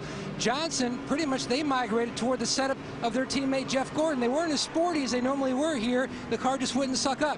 Now it's a very good mount. Meanwhile, the 42 of Montoya, he's been battling a tight condition primarily the entire race. Krista? The Turn 1 region is stacked. We've been documenting the battle of the Busch brothers. It's going on here today. Kurt is a number 1 seed, but he has never won a plate race. Kyle, a number 4 seed, won this race in 2008. On that last stop, Kyle took fuel only and made a wedge adjustment. Who will win this battle? And more importantly, will it make things awkward at Thanksgiving? Steve? Well, Krista, a matchup between Denny Hamlin and Carl Edwards. Hamlin, the most recent winner, hasn't had a lot of good luck here. In fact, he has 6 finishes worse than 21st in 2 of his last 3 races, 38th and 39. He has led laps here, ironically, in every event he's been in. Carl Edwards, on the other hand, 11 Talladega starts, just 1 top 5 finish. He hasn't had a top 10 since 2006. Now, the 99 car has been concerned about a vibration. They don't know why. They've tightened every bolt on that car since Friday, but they cannot figure it out. And also, the 99 missed his pit stall 1 time here today. Dick? Interesting matchup between young Joey Logano and Mark Martin. They started nose to tail with Mark in the 10th position and Logano in the 12th. That is where the similarities end. Logano, the youngest driver in today's race, age 19. Martin, the oldest driver at age 51. For Logano last year, this was his best track, finishing 3rd and 9th in Cup competition and 3rd in the Nationwide Series. He has run in the top 20 all day long. Mark Martin doesn't like this place at all. He skipped racing here 2 years in order to avoid it. He just did not have the best of fuel mileage today. A long stop just a little while ago to work on the nose tape sent him all the way back to 37th. 87 laps complete. Bobby Labonte's crew over the wall too soon, a penalty there, and also one for the 38 of Kevin Conway. To check on the status of your DirecTV head-to-head bracket, visit directv.com/NASCAR. Travis Kvapil became the 24th different leader of this race under caution. We've had 53 lead changes. The restrictor plate record set here October of 2008 is 64. The all-time NASCAR record for lead changes set here in May of 1984 at 75. And I'd say that's in jeopardy today. That sure looks that way. Seen some exciting racing so far. Jimmy Johnson, David Rudeman for the lead. Green flag. Johnson breaks out just a little bit.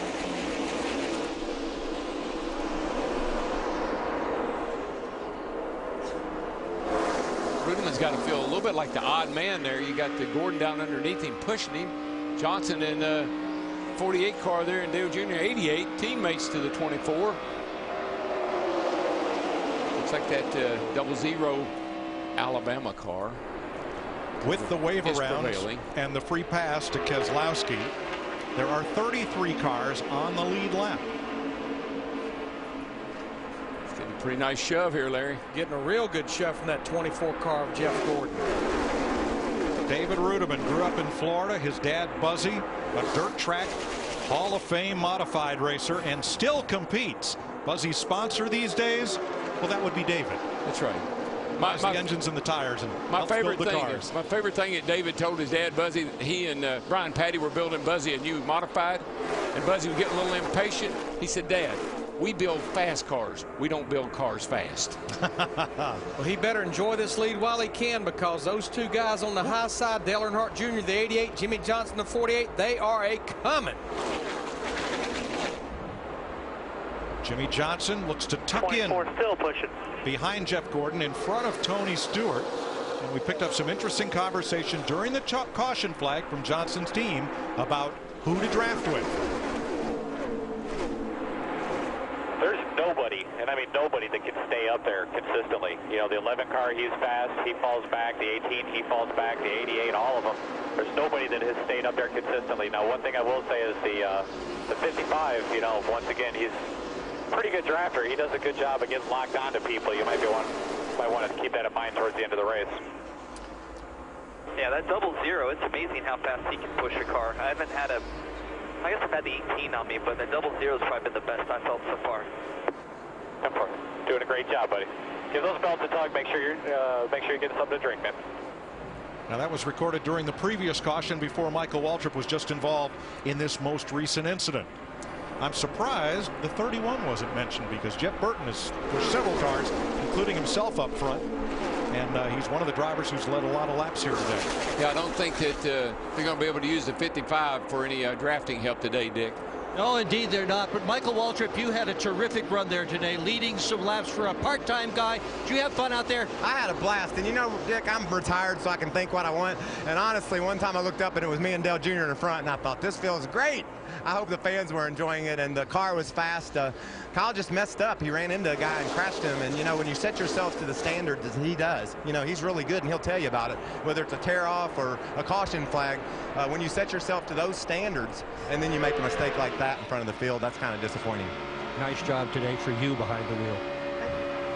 Kyle Busch ran into Johnny Sauter to cause that crash. Sauter's car's in the garage. Johnny was checked at the care center and released. He is okay. Oh, by the way, Michael will not see Kyle next weekend when we get to Richmond because Michael won't be racing. You know, a couple of cars, as we're down now under 100 laps to go, which is still a long ways, they were elected to lay at the back of the pack, but I'm seeing them up in the thick of things now. One of them is that bright green car in the middle, Mark Martin in the 5. The other is Greg Biffle in the 16 car, right up there in the middle of this group now. Now this pack is a lot bigger than it was just before the caution flag because the drifters, the fellows who drifted back out of the lead draft, there's only 7 of them now, so everyone else is up here in the lead draft. And where did the tandem of the 24 and the 00 go? Back to 10th and 17th. So you lead for a while and then you fall back and see how long it takes you to get back to the lead. Now we're seeing Greg Biffle in the 16 car. He's pushing Casey Kane in that 9. Remember, the first caution, the 9 team led by Kenny Francis, they changed the spark plug and they're going to lead this race now. Casey Kane becomes the 25th different leader of the Aaron's 499. 95 laps to go. You're watching NASCAR on Fox. This is exciting as the first 5, the last 5. Look at Logano on the bottom trying to help Regan Smith up toward the front. Casey Kane continues to lead from Greg Biffle. And as this race winds down, it becomes a question of strategy, how to position yourself in the right place at the right time and with the right tools to get to victory lane. Let's hear first from Jeff Gordon and Steve Letarte. Even if we give up track position, I mean, I don't think it's going to matter. But I think you're going to want your car to drive pretty good with these guys pushing you hard. Yeah, 10-4. 10-4. Yeah, my plan is going to be anytime we have a yellow to put your 4 on it later in the race. On the green, I only put rights on it just because if we have any sort of problem or mistake, we're still going to be in the pack. I like that plan. That plan is perfect. That's all I'm saying is that if we get a caution at the right time, you know, and we have an opportunity to take 4, even if we give up track position, let's do it. Now, you might think this question's ridiculous, but I'm going to ask it anyway. What do you think about the 4 tires versus no tires versus 2 tires as the race goes on? Tires don't mean nothing to me. Short and simple. His answer wasn't near as long as Jeff Gordon's answer. There's the 2 sides to that coin. Gotta love that. Casey Kane leading this race in a Richard Petty Motorsports Ford, the Gillette family, majority owners of that team. And Kane announced recently that he'll be leaving at the end of the season, but that's not what's on his mind right now. It's how to win this race. Dick Bergman's in his pit. And he's finished second twice. Kenny Francis is his crew chief. What is your strategy for the end of the event? Well, the Budweiser 4 has been running really good, but right now the strategy is just to make it to the end.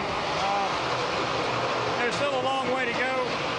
Still a long way to go, and you just got to try to have your car in one piece when you get down there to the end, and then it's just going to be about who you get with. And you know, I'd say down at the end it's going to be, you know, more about track position and try to keep up front. But with the way the passing and stuff is with this spoiler package, it's you know, you can go from first to last pretty quick. So I think it's going to be about who you get with, and if you can work together good and make your way up there. So, you know, hopefully we can survive, and hopefully keep running like we are. Good luck. Christopher. And the guy pushing him right now, Greg Biffle with Greg Irwin, his crew chief. I know you guys have an issue with the right front with the shock. You made the decision not to change it on that last stop. Why? Just the way the race looks like it's going to play out, we're going to be okay either taking gas or right sides more than likely from here on out. But 3M Fusion gets up front there and runs pretty good. Tribute to everybody at Roush Yates Engines. Regan Smith blowing up in the front straightaway. A lot of smoke. He gets down off the track apron.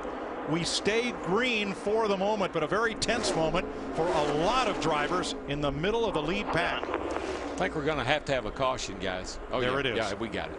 Sorry about that, bud. Good job.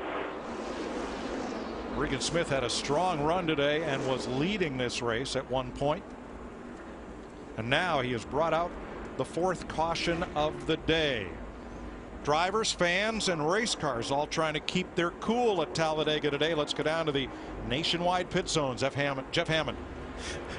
Mike, today during this, I mean, really fast, spectacular race, we're seeing two cars will get hooked up and push one another around this 2.66 mile racetrack. And the way they're able to do that is running a certain amount of tape to keep the engine cool, but you've also got to have the right radiator package. You see here, we've got two different examples of what we have inside these Roush Fenway Fords. You can see this type, where this radiator has been rated at Daytona, a little bit older style. Here's one of the more newer styles they're running. These radiators can cost all the way up to $12,000 or $15,000. The main thing is keep the engines cool. We've seen Mark Martin come to pit road to add tape because he lost it. It's so important to keep your car aerodynamically as slick as possible, and these radiators, no matter what kind of configuration you're running, are making it possible today in Talladega.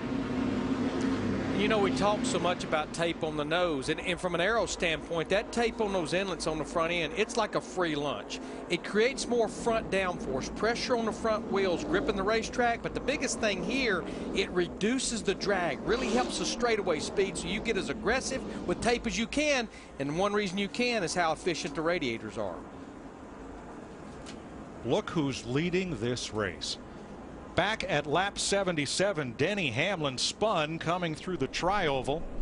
They cleaned out the splitter and the air inlet in the front that Jeff just told us is so important. Got Hamlin back on track. Could he win 2 races in 1 week? We'll see. Well, this is a spin you were talking about at lap 76. Coming off of turn 4, they started stacking up in front of him after Michael Waltrip hit the wall. Back here he comes. And boy, just barely in front of Robbie Gordon, the 7, Keselowski in the 12. But he also has fought his way since that last restart. He came in and topped off, Mike, and they made more adjustments. He started back about 31st or 32nd on that last restart about 13 laps ago. You know why he's leading the race? He got a fast car. The guy behind him. David Rudiman hooked up with him and really gave him a shove. We heard Jimmy Johnson say the 00 is one of the best pushers out here. You got it. Pit road is open. Hamlin leads them down. You see Ambrose going past. He's the free pass car. Here's Dick. David Rudiman will take 2 tires on this pit stop. Their principal goal today, finish. They've had 3 engine failures this year, which has put them back in the points. Steve. Dick Brian Vickers had a clean entry, lap cars in front of him and behind him. This time they're going to take 4 tires. Ryan Pemberton said they can make it on 1 more stop, Krista. The front carrier, Colin Passey's the one who's been earning his money today. He doesn't have to worry about the compressed car this time because it's fuel only for Biffle. Matt? Right side tires for Denny Hamlin in the 11, chassis adjustment as well. On the previous stop, they made 3 different stops. On one of those, they changed the battery, so they've already got a backup battery in that 11 machine. A lot of gamblers on this round of pit stops and some drivers that stayed out, led by Mark Martin and Carl Edwards. They are coming to pit road. It's too early to get to the front just yet. We'll see. It brings you an inside look at what's happening now inside the NASCAR Sprint Cup Series. Eyeballs glued to the Fox network this afternoon, and following the race on NASCAR Sprint Cup Mobile, which you can check out at sprint.com/speed. Jimmy Johnson, our unofficial point leader, as of the moment 70 points ahead of Greg Biffle, who is the race leader right now. Talladega always draws a huge crowd. Is it for the fantastic finishes? Is it for the big one? Or is it just for the excitement of it all? I think it's all the above, Mike. It's just the anticipation of what's going to happen here every time we come. Two places in Alabama draws big crowds, Talladega and Tuscaloosa. Now today is a doubleheader because the nationwide race was rained out yesterday. They'll have 811 miles of racing at Talladega today. They'll run that race at 4:30 this afternoon. AT&T race break. Chris Myers. All right, Mike, we're 1 leader away from tying the all-time record, 27 leaders so far. One of those, and that's why the crowd was up earlier that you were talking about, the big crowd, because Dale Earnhardt Jr. has led 8 laps in this race. And among the 64 lead changes, talked about Denny Hamlin getting back to the front. This was on lap 76. He was okay, fell to the back of the pack, worked his way back up, but then moments ago, lap 84, 8 cars involved, triggered, at least according to Michael Waltrip, by Kyle Busch. Johnny Sauter brings out the caution. Kurt Busch involved, Matt Kenseth, Elliott Sadler, some of the guys caught up in that 8-car mishap, and now we're inside of 84 laps to go after another caution as Matt Kenseth's car is under repair. He's had a rough day, Jeff Hammond. But what about the strategy at this point? No, we've been listening to it. I think Larry and Darrell have been talking about how you can hear the crews right now trying to make decisions. 2 tires, no tires. Where do we need to be?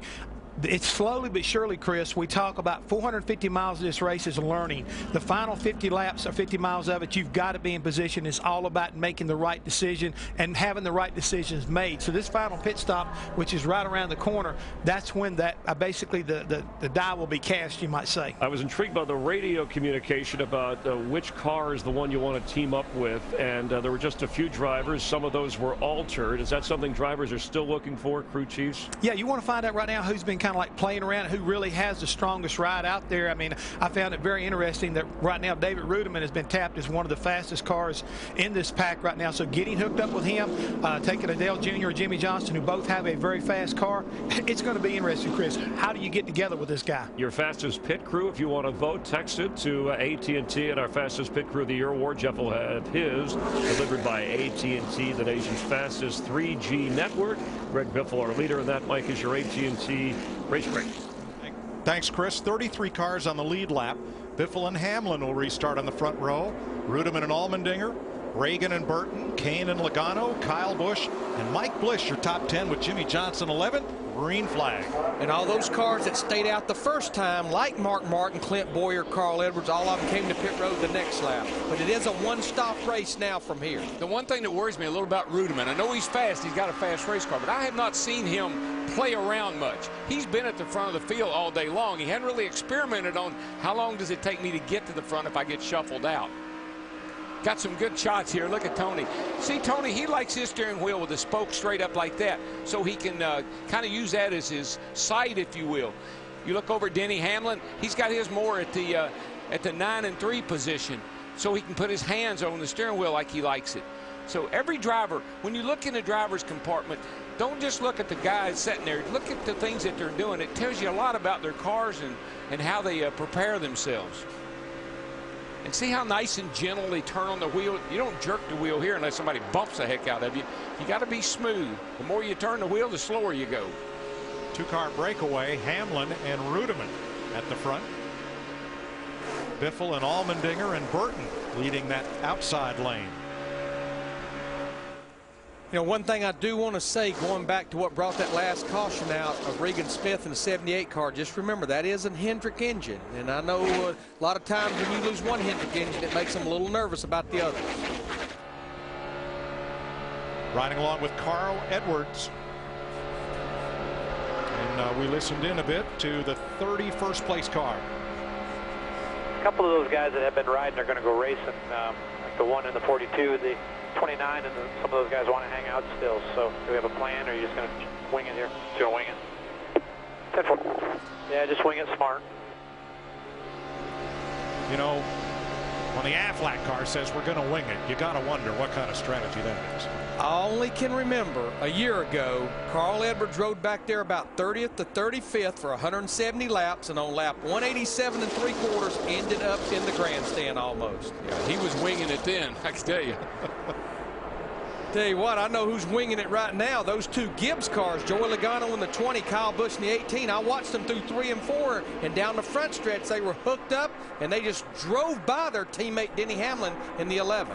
Watch what happens on the inside line, because Jeff Burton has been one of the quicker cars drafting. In fact, nobody's led more than 10 laps today except Jeff Burton, he and Jimmy Johnson. Seems like the Toyotas are pretty strong today when you look at how the guys have been running up front. Got 4 of them there right now. But Rudeman in the 00 jumps up top, gets some push from Jeff Burton in that 31 car. Rudeman's got more friends today, and I think he's had in a long time. I think everybody's realizing he's a good pusher. Rudeman. David Rudeman has 1 Sprint Cup win. The rain shortened Coke 600 last May at Charlotte. I know it's early, but that was interesting. Joey Logano in the 20 car saw Rudeman in the 00 coming, jumped up to the high side, left his teammate Kyle Busch in the 18 down low. Kyle gets in 4th right there. You watch Joey Logano race that number 20, and it's hard to believe that he is just 1 season and 9 races into his Sprint Cup career. He shows a lot of poise. He's only 19 years old, for heaven's sake. He's a young kid with a huge future ahead of him.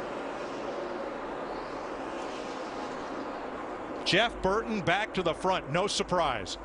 And Kyle Busch along for the ride. And his wingman, 00, got caught in the middle, and he went sliding to the back. This little bottom line was getting interesting there. We're looking back at Joey Logano in the 20, but you see Brian Vickers in that Red Bull 83 car getting a push from Dale Earnhardt Jr. in the 88. Here they come on the bottom. That's another car that's been up front and knows how to win here, is that Vickers car, the 83. Vickers responsible for one of those last lap pass wins. He did it on his teammate Jimmy Johnson when he was at Hendrick. And I think that little 88 car was involved as well. Dale Earnhardt Jr., I think he was a part of it when that all happened there on the back straightaway. It's a good little drag race right here now. 78 laps to go. Steve Burns on our leader, Vickers. Mike, not too long ago, Brian Vickers said to Ryan Pemberton, we just need to find one good guy, one guy that will work with us the whole race. We can go to the front anytime we want, and he's found that guy. Pass this along to him, Steve. There's about 30 others that could do the same thing. Yeah, and they all think maybe that 88 is that one good guy. That'd be a good one, I can tell you that.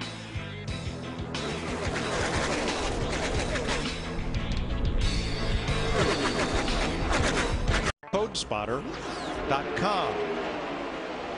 A.J. Allmendinger and Kyle Busch lead this race, but Darrell, you were noticing during the break something interesting going on back there at 18th position with Dale Earnhardt Jr. He is the only guy, Mike, and I know I pointed out a couple of times, but he consistently falls to the back, picks up someone, and pushes his way back to the front.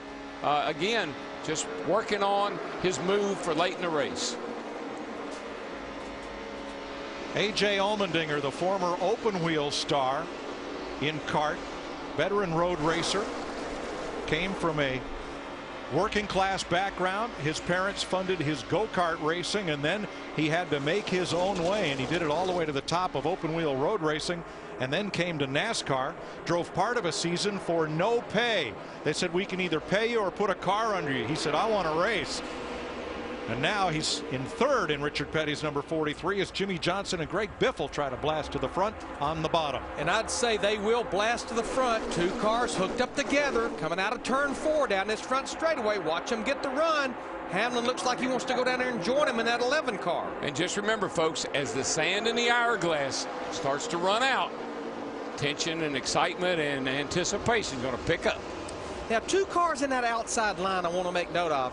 Juan Pablo Montoya in that 42 car right there, the fourth car in line on the high side. Remember, he stayed at the back of the pack almost its entire first half of the race. We're riding with him. But a car right behind him, Elliott Slater in the 19 car, he was involved in that wreck on the third caution lap, 83. Here he's back to the top 10, almost to the top 6, looking back at him right there. And Larry, I don't know what the trends show, but I got a feeling when I see people like Mark Martin, Jeff Gordon, and some of the more experienced drivers kind of laying way back, they might think something's getting ready to happen. Well, the inside line happened out of turn 4. Allmendinger dragged Kyle Busch, Joey Logano, and Montoya past Jimmy Johnson on the outside, like Johnson was stopped that time. You know, one thing we see a lot in these races at Talladega is at some point in time, everybody kind of cools out. They kind of get their second win, if you will. I have not seen that today. The racing has been intense from the get-go.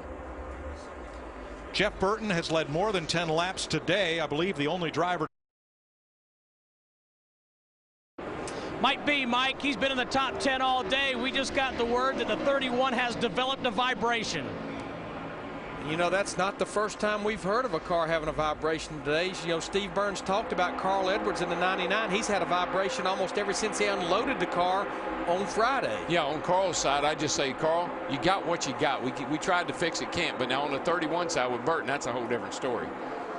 The other driver to lead more than 10 laps is Kyle Busch. He's led 13 and right now patiently sits in second. 4 lead changes away from the all-time record. And we still have 70 laps to go in Talladega.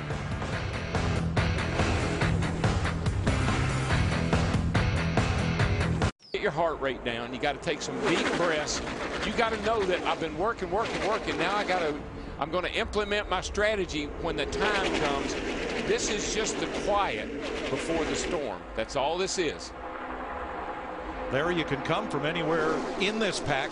Why aren't the drivers from 20th on back trying to move forward? Well, we know we've got another pit stop, possibly the final pit stop coming here in about 20 laps. And you know then that that's got to be the money stop. That may be the only time you get to go back to pit road here in the last part of this race. But Darrell, let's say you're Martin Truex in 20th, or Kurt Busch, Sam Hornish, Mark Martin, Jeff Gordon in that 20th to 25th. Are you concerned about where you are right now? That big pack's not going to get away, but you don't really have good track position. No, and if just take Jeff Gordon, he's in good company. He's back there with Mark Martin. But here's the thing. The cream rises to the top, too. And these cars that are up here right now in the front of this field are the guys that have been up there all day long. So maybe you do have a pretty good car, but you're not going to go anywhere by yourself. You got to have some help if you're back there in 15th, 20th place. Jeff Gordon's position right now matches his car number, 24th. Steve Burns, is that a concern? With his crew chief, Steve Letarte. Steve, you guys have employed a lot of different strategy. 2 tires, 4 tires, no tires. How good is your car, and how does it play out for the rest of this race? I think the DuPont Chevrolet is pretty good. You know, when you have your track position, we're trying to keep it, stay to the front. When we were in the back, we just put 4 tires on it and try to stay kind of conservative. I think tires do matter. You know, I think when you see those bump drafts through the trial, I think the 36 was a cause. If, you know, maybe a little bit newer tires, he might have been able to hold on to it, but we'll have to see. Good luck. Thank you. Thanks. I like the way he thinks. 4 tires is good. I don't care where you are. And here, even though I know we say handling's not a factor, all tires are not a factor, all those things together are huge factors. All right, let's go to the other end of pit road. 27th place, Jamie McMurray, and 28th place, Kevin Harvick. Here's Matt. Mike, the 2 Daytona 500 champions have been conversing back and forth via the spotters working on their game plan. McMurray wanted to know when Harvick had planned on really pushing the button and getting aggressive and making his move to the front.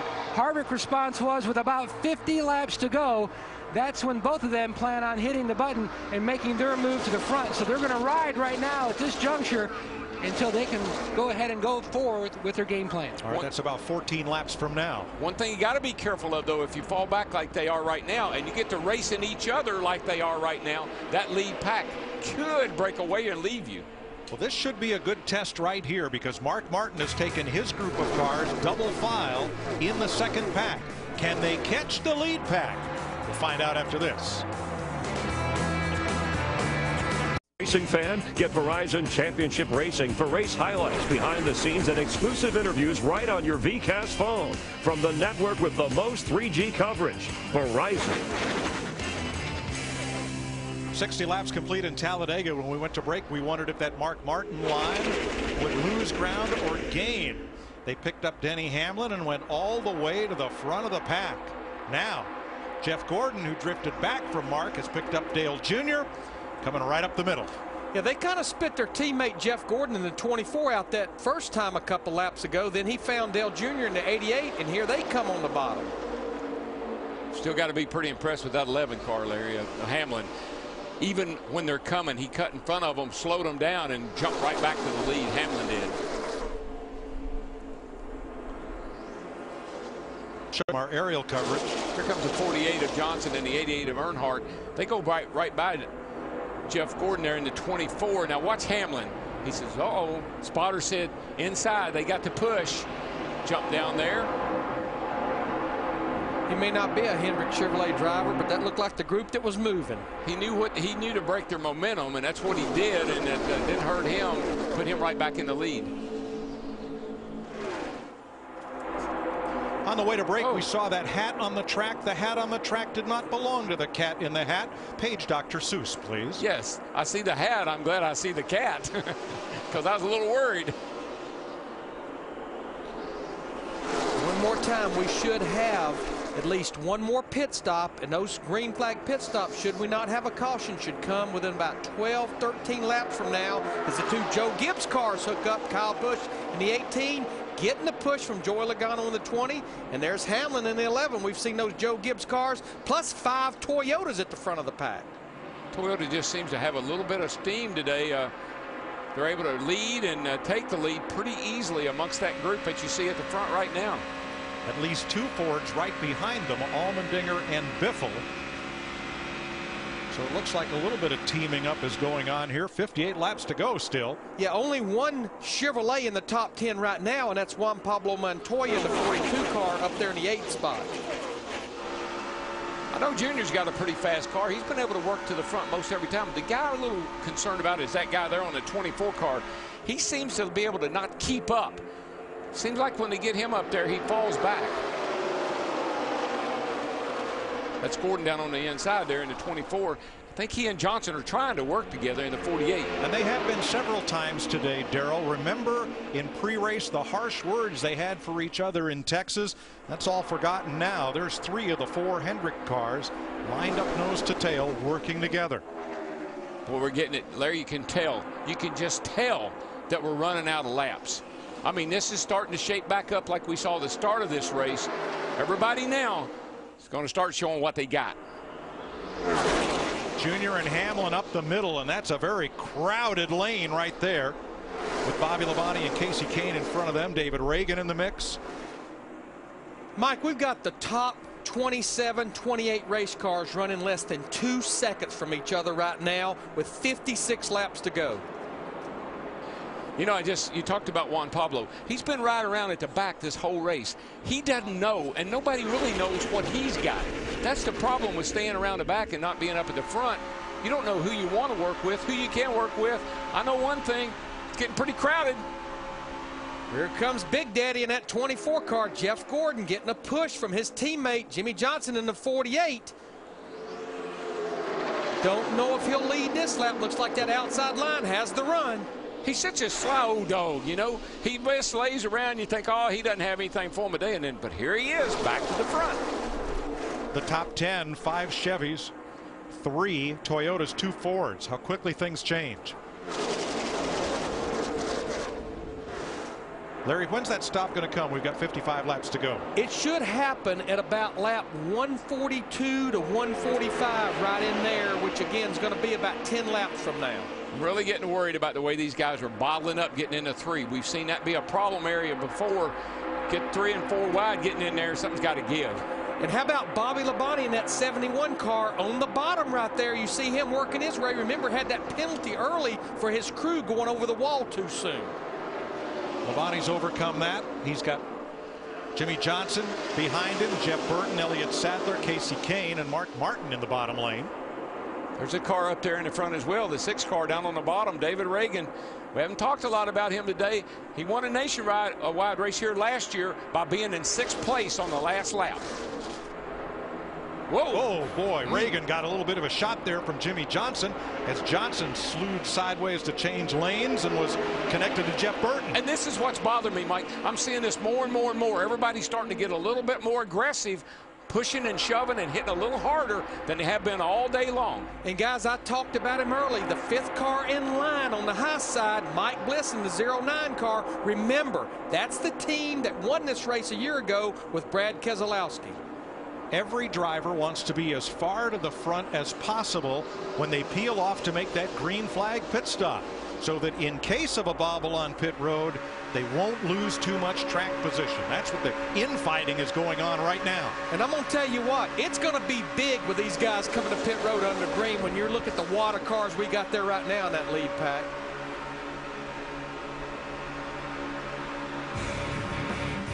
.53 laps and at least one pit stop to go.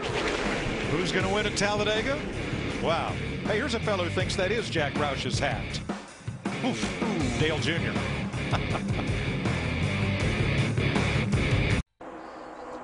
With 50 laps to go, Sprint brings you an inside look at what's happening now inside the NASCAR Sprint Cup Series. Biggest mover in this race, up 30 spots from where he started, Mike Bliss. The field was set by championship points.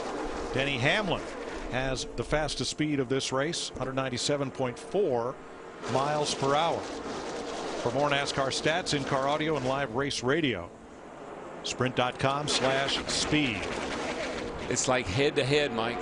Everybody's starting to find their pairings, find a buddy. That 29 car, he came from back here in the back all day long. He's a fast car, and he's pushing Hamlin pretty good.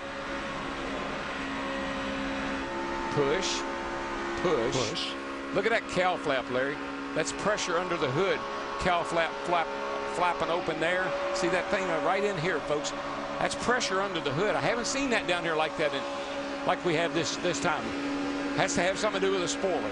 But Darrell, when I look at Kevin Harvick, this 29 car, he's made up 25 spots since that last restart. But I think this jives with what Matt Yoakum was talking about. These guys that had been hanging out at the back, they wanted to make their move before we get to those green flag pit stops where they could be in a good position then. We have tied the NASCAR Sprint Cup record for lead changes in one race, 75. And those are just the lead changes at the start-finish line. Denny Hamlin out front and Kevin Harvick trying to get the lead. For not the first time today. Dale Jr. all by himself went down to the bottom, and the Pied Piper picked up a couple. And he's trying to bring that most inside lane to the front with Jamie McMurray and Clint Bowyer. 2 other drivers that's been hanging out at the back all day long. McMurray, the winner here in the fall, the winner of the Daytona 500 in the 1 car, and then Bowyer in that 33, just like his teammate Harvick in the 29. They've been at the back the entire race. I like what Jeff Burton said in our pre-race show. Sure like to have a heart monitor on some of these guys right now, because I'm going to tell you, she's racing. How high does a heart monitor go up? 2 something, as far as I know. Biffle and Johnson from the middle lane pick up Keselowski. And let's check on our leader, Matt. Curtis Markham, Hamlin's spotter, just alerted him that the 29 of Harvick was checking up just a little bit to get a little more air into his car. It was running hot. Not to think that Harvick was maybe setting Hamlin up to make a move and dump him and go for the lead. So right now they're just riding until their pit stop. No, and that's another thing, Larry, I was talking about. You ride at the back. Now you get up here with the good guys. Uh-oh, too much tape, running hot. That's something you got to find out before the end of this thing. Now from the pits, we've learned that green flag pit stops should begin in about 2 laps. Well, the window will open then. You can go a little further than that, but that's when that window opens that will get you to the end of this 188 lap race. David Reagan from Unadilla, Georgia, goes to the front. Many have felt that among the 4-car Roush team that Reagan's was the most in need of improvement this year, but he is running up out front today. A race where he's won in the Nationwide Series. To be a strong contender this afternoon. Well, I think we'll all agree this is a fish or cut bait year for David Reagan in that 6 car. It's also a fish or cut bait moment too, because he's sitting there with a bunch of hungry hounds right behind him.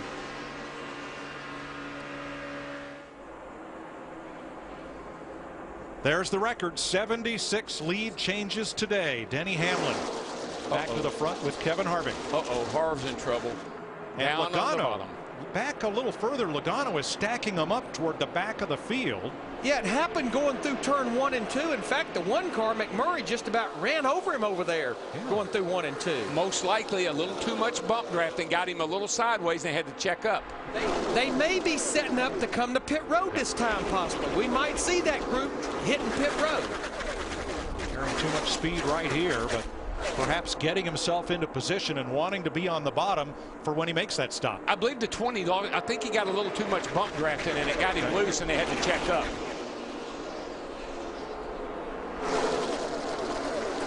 As I said earlier, when you get to this point right before pit stops, this is when your car is the hardest to drive. You're out of grip, you're low on fuel, the back of the car is light. There's no fuel back here to hold it down. They move around a whole lot more right here before pit stops.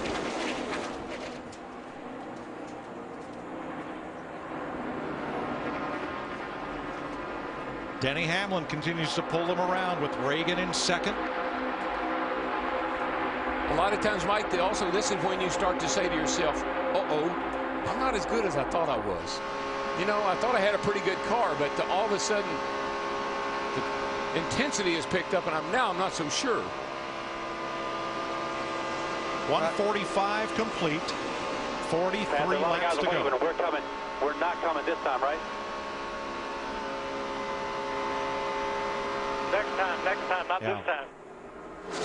Next lap or two, we'll see takers on pit road for sure. But that's where you really have to make your driver understand, and you can't tell him going into turn 3. He needs to know a lap or two ahead when he's coming to pit road. I always like to hear pit next time by. Don't leave any doubt in my mind. Just tell me next time by. How about David Reagan? He may be saying lead next time by as he drops to the bottom. Nope, he's coming to the pits. And he is bringing a bunch of them with him. Whoa.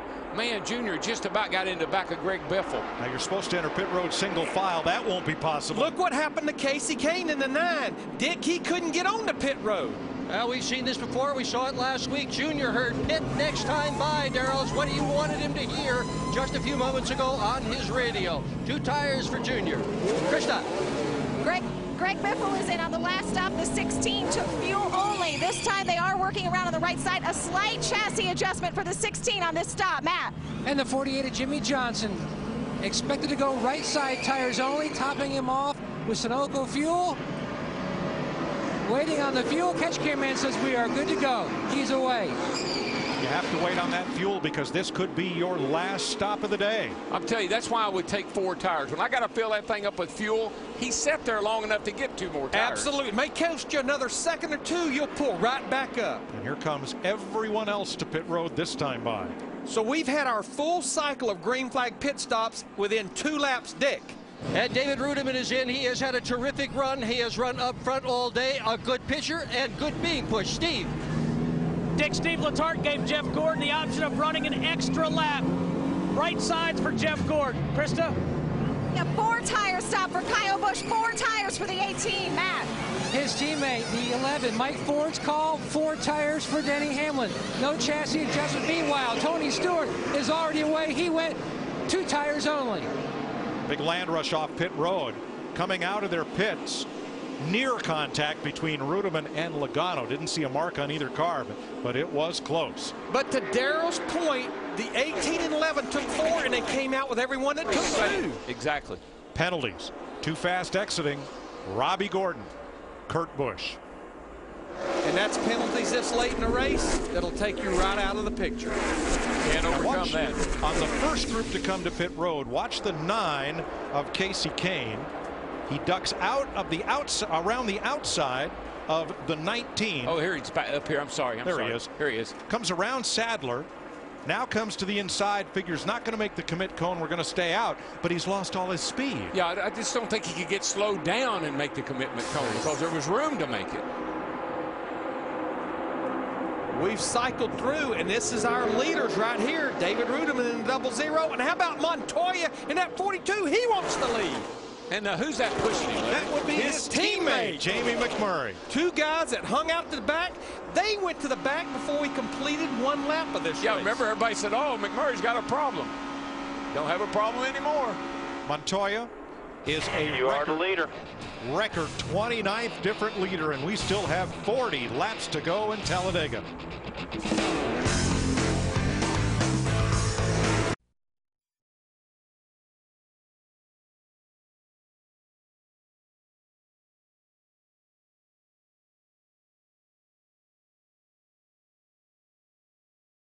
Go fast. Well,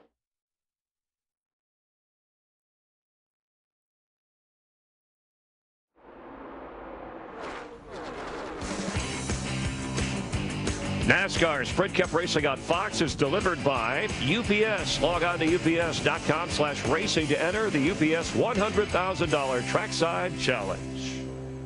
If you like that scooter, you could win it and other cool prizes, including a VIP race weekend. ups.com/racing is where you enter for your chance to win. Kurt Busch served his penalty, as did the 38 for too fast exiting. That was a pass-through penalty. And keep an eye on that double yellow line, because that is out of bounds at Daytona and Talladega. You cannot put your wheels below that line to pass. And if you do, watch the bright orange #1, the Bass Pro car of Jamie Mack. Huge run going down the inside here. Got to give that back. Can't do it, or you get black flag.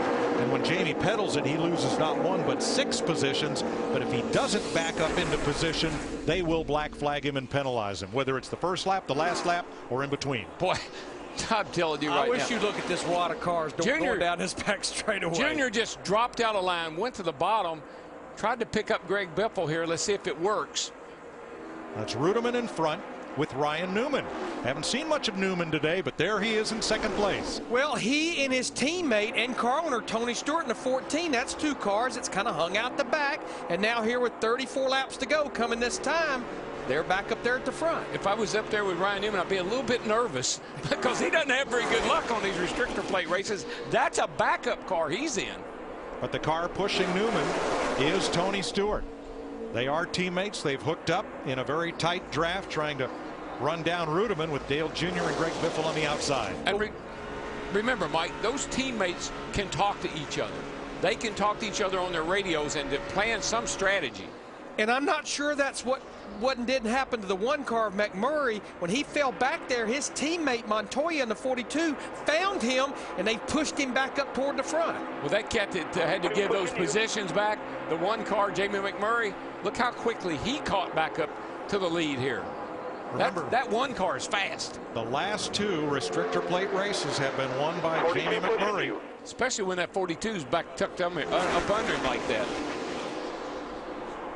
Montoya, right behind McMurray, has won the Indianapolis 500. He's won the Grand Prix of Monaco in Formula 1. He has not won an oval track race in NASCAR yet. Junior keeps coming, he keeps dropping down. Beautiful. Out of line. He's getting a little group assembled behind him now. In fact, all 3 of those lines are moving right now, but look at those 2 Earnhardt Ganassi teammates, the 1 of McMurray, the 42 of Montoya. You just can't wobble around like that in the corners when somebody's pushing you. That causes a lot of problems. Chip Ganassi, McMurray's car owner, he's won the Indy 500 and now the Daytona 500, joining Roger Penske as the only 2 owners in that category. Well, I've said, Mike, when we come to Daytona and Talladega, we never mention Jamie McMurray. Hardly do we talk about him all day long. Here he sits, going for 3 in a row on restrictor plate tracks. Driving for 2 different teams. Roush Fenway in the fall of last year here, Earnhardt Ganassi at Daytona. The inside line with Elliott Sadler, Jeff Gordon, and Dale Jr. not quite quick enough at the moment to gain on the front runners. Some of these guys, I got to say this, some of these guys drive like they got no sense, but some of them drive like they got a 6th sense. And Jamie McMurray must have that 6th sense. Because the safest place you can be is exactly where he's at right now. It may not be the place to be on lap 187, but that's the safest place right now. No, because what you can hear is trouble behind you.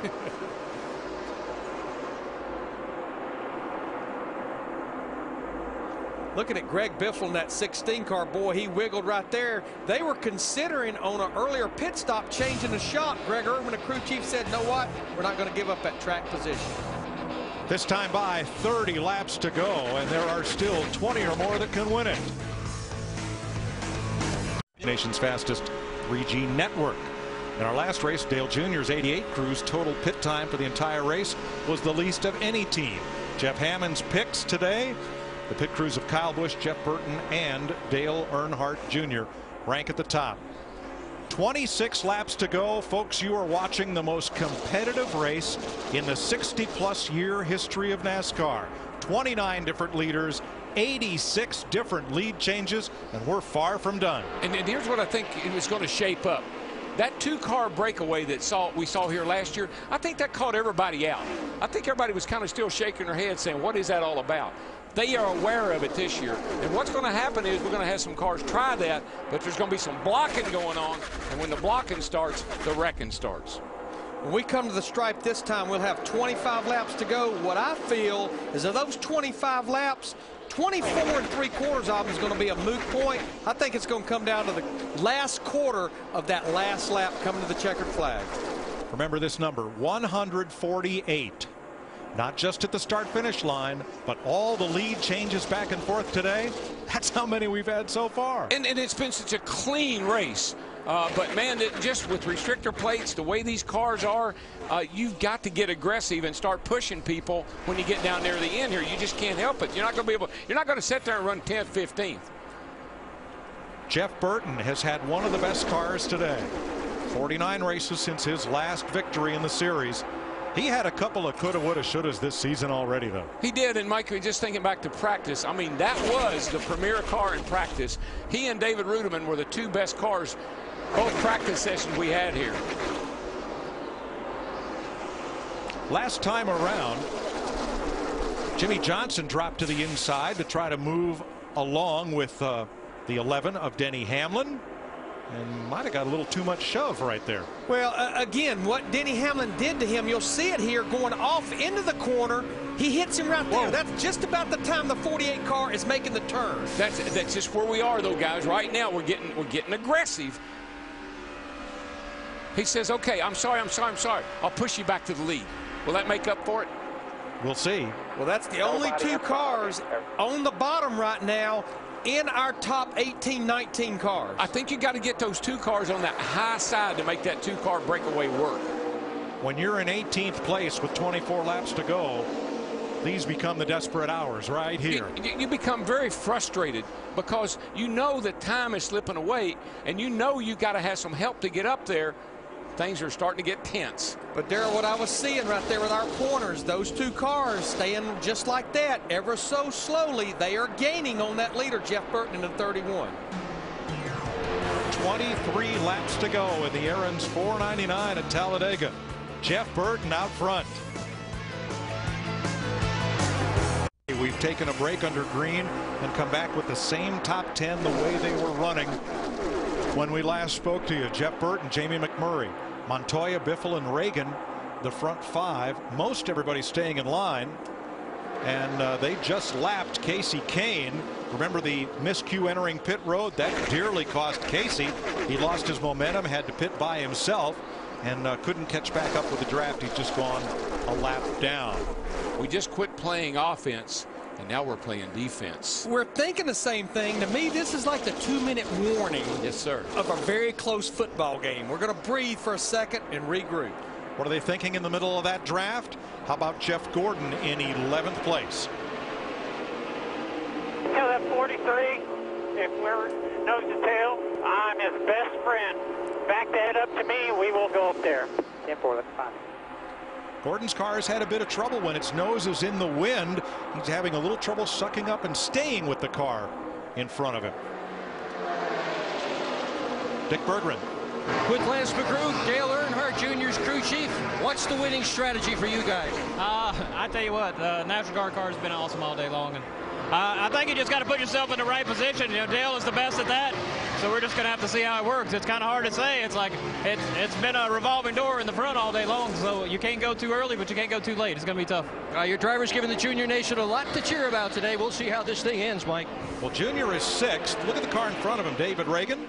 6th is where Reagan was running with 1 lap to go when he scored his nationwide win here a year ago. Remember what Junior said a little earlier about them tires? I don't need no stinking tires. Tires don't mean nothing. He don't need no stinking help either, because he's going to get up there. All right, one more break, and then we'll take you to the checkered flag at Talladega. 18 laps to go. Jeff Burton still leads. 7-car breakaway with 14 laps to go. The reason this pack has fallen back was a battle between Casey Kane and Kurt Busch to be in the free pass position should a caution can't come out.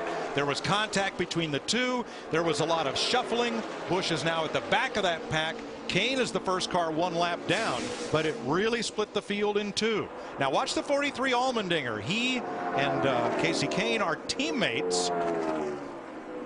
Allmendinger trying to help his teammate.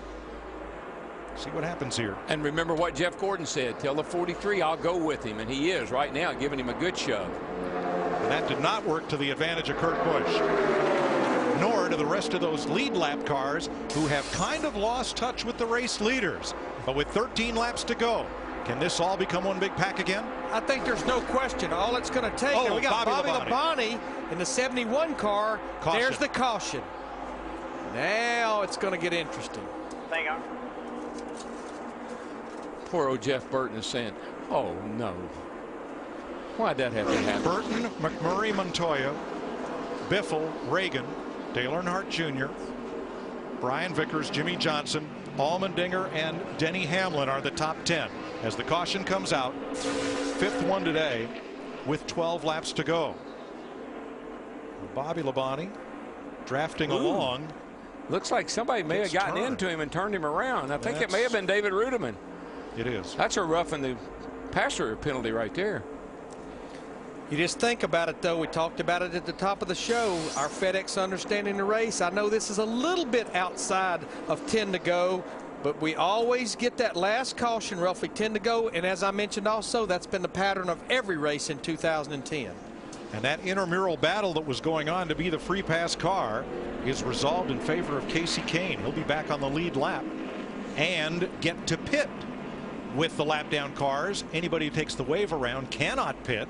So a big advantage for Kane, this caution flag. And so Kane was a potential loser, and now he's a potential winner.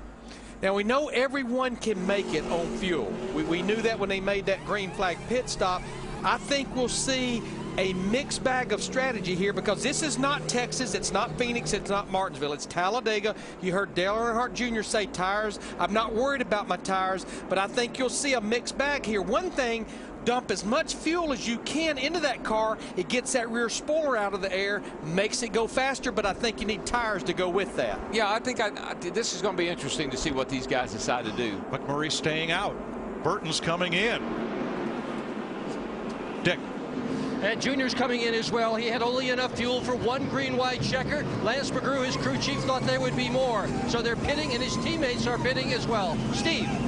Jeff Burton pitted because he started to run hot. Water temperature 240 degrees. They're going to clean the grill and right sides only. Matt. The 11 of Denny Hamlin is in. Just a splash of fuel for insurance in case we go into overtime with a green-white checker. The same for Mark Martin in the 5 and Tony Stewart in the 14. The Ganassi cars stayed out at the front of the pack, McMurray and Montoya, and so did the Roush Fenway cars. And this is going to be really interesting. Yeah, it looks like right now our top 9 cars stayed out. As you mentioned, McMurray, Montoya, Biffle, Reagan, Allmendinger, Harvick. Here we are talking about Carl Edwards now, back in 7th position. David Rudiman, Mike Bliss. We'll be back for the restart. There's 11 laps to go. Than in any race in the history of NASCAR. And one of the guys who was a leader after he spun out here, Denny Hamlin, who came in as one of NASCAR's hottest drivers, bringing out a caution, did work his way back to the top of the pack. He's currently running in the top 10. Got Regan Smith here, one engine problem today with the 78 car. He loses it at like 102. One of the 87 different lead changes we saw as he fell out of the picture. And then the closest we haven't had the big one, Jeff Hammond, but we did have kind of a mediocre mess here with 8 cars. Yeah, we had 8 cars involved here. You see the 36 car get turned by the 18. And with 13 laps to go, the caution coming out is Labonte bringing that out with Burton leading McMurray and Montoya. And now that has reshuffled the deck here under caution as we're getting ready to go. Darrell, Larry, and Mike. Thanks, Chris. 10 laps to go, 9 when they get back to the green flag. I like a full tank and 4 tires because you just don't know how many of these green-white checker overdrive attempts we could have. We could have up to 3. Well, I like the fuel because, as Larry pointed out, it gets the back of the car down a little bit, give you a little bit more speed. And I don't care where I am on this restart. I'd rather be coming up through the field, getting the big suck off the draft, than I had to be sitting up front, stalled out.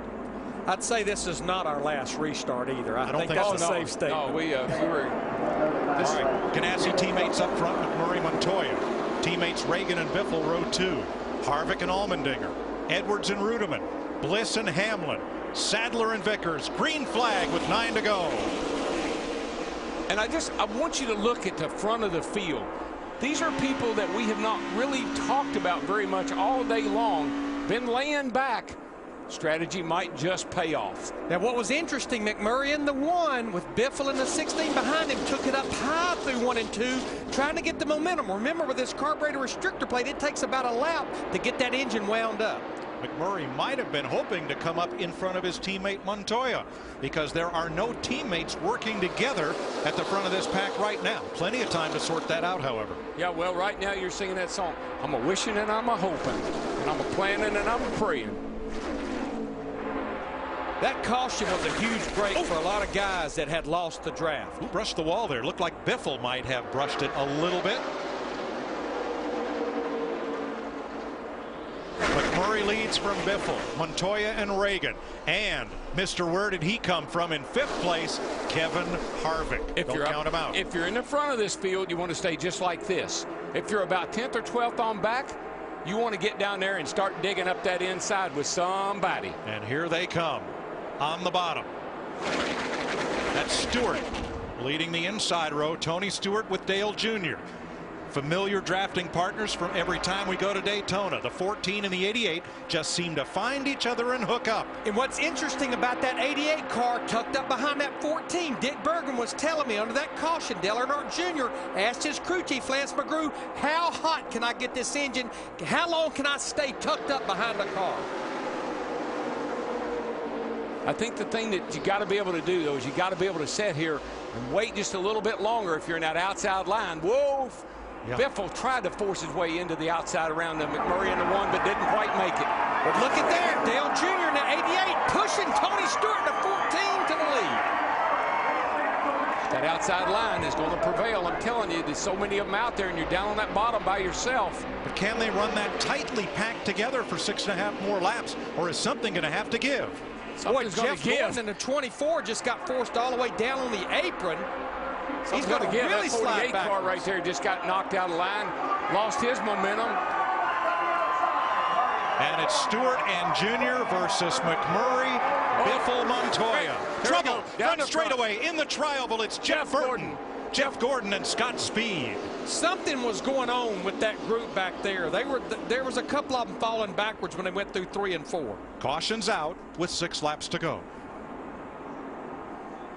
And there is perhaps the best car here coming into this race. Jeff Burton will not win. Mike, now, something happened with Jeff Gordon. Let's watch out. Oh boy. Left front. He's got a lot of damage. But let's take a look at, here we are going down the back. Here, right in here. Here's Jeff Burton going right there. He and Jeff Gordon. And you see Gordon gets down on the apron. Jimmy Johnson crowded 24 Jeff Gordon down on the apron. That backed everybody up. And you see the 48 car really backing up. Yeah, they both lost their momentum. They just lost their momentum. And then, look, Mike Bliss in the 09 car tried to make it 4 wide on the exit of turn 4 into the trioval, and there just was nowhere for these guys to go. Once you lose your momentum, it just backs everything up until somebody runs over somebody. And Bliss had to be afraid to lift because in this situation, lifters are losers. You want to try to maintain that momentum, but Burton just shut him off. Yeah, he did. Not intending to. No, Burton kind of got shoved up there, if you will, and Mike Bliss in the 09 had nowhere to go. And then the 24 car had nowhere to go as Jeff Burton in the 31 was coming across. Good look. Here's a good shot of the whole thing. Casey Kane, the 9 was involved. Scott Speed, the 82. Bam. Nowhere for Gordon to go. Jeff Burton, Jeff Gordon, Scott Speed become the victims. as this white knuckle restrictor plate racing claims 3 more cars. Looking back from Jimmy Johnson.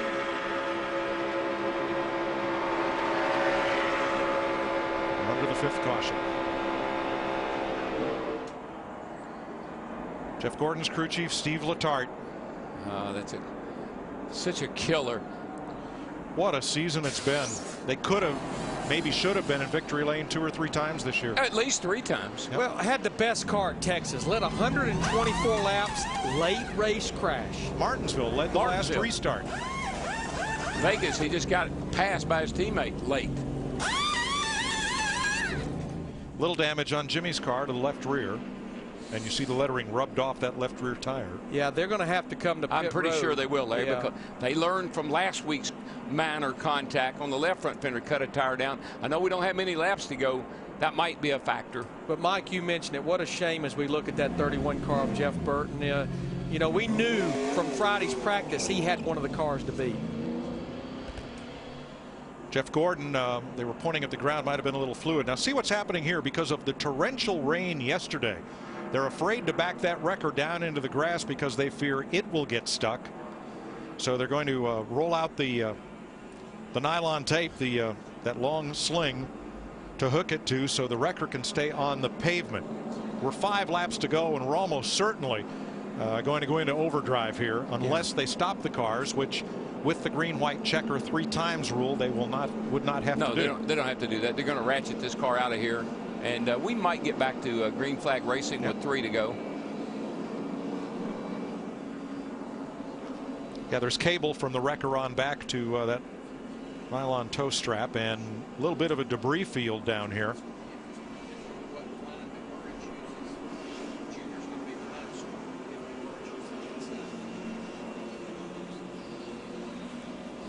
We listened in to Jeff Gordon and his team after the crash. You still got steering? Yeah, I got no front end, but I got steering. All right, drive it around to us if you got steering. Come on. If we stay in the lead lap, that'll be a big finish. Much better. So you got brakes? Shield the left front. I see it. Drive it around. Drive it around. You know, I don't hear any comment about what happened going into turn 3, though. Jeff's just more worried about the car at this time. Right now he's in 29th. He is posted the last car on the lead lap. Now Kurt Busch will get the free pass, so he'll be back on the lead lap. We'll have at least 30 lead lap cars when we restart. Don't go away. 6 laps to the finish in Talladega.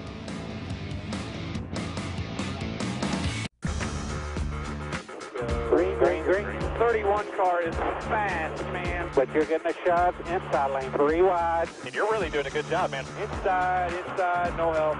Oh, you got a lot of help. 100% my fault. I mean, I ran into the back of him, but... Thanks, Kyle. Jack Rouser's had something. Try it. 4 laps to go in Talladega. We're under caution. Pit road is open, and so far, no takers.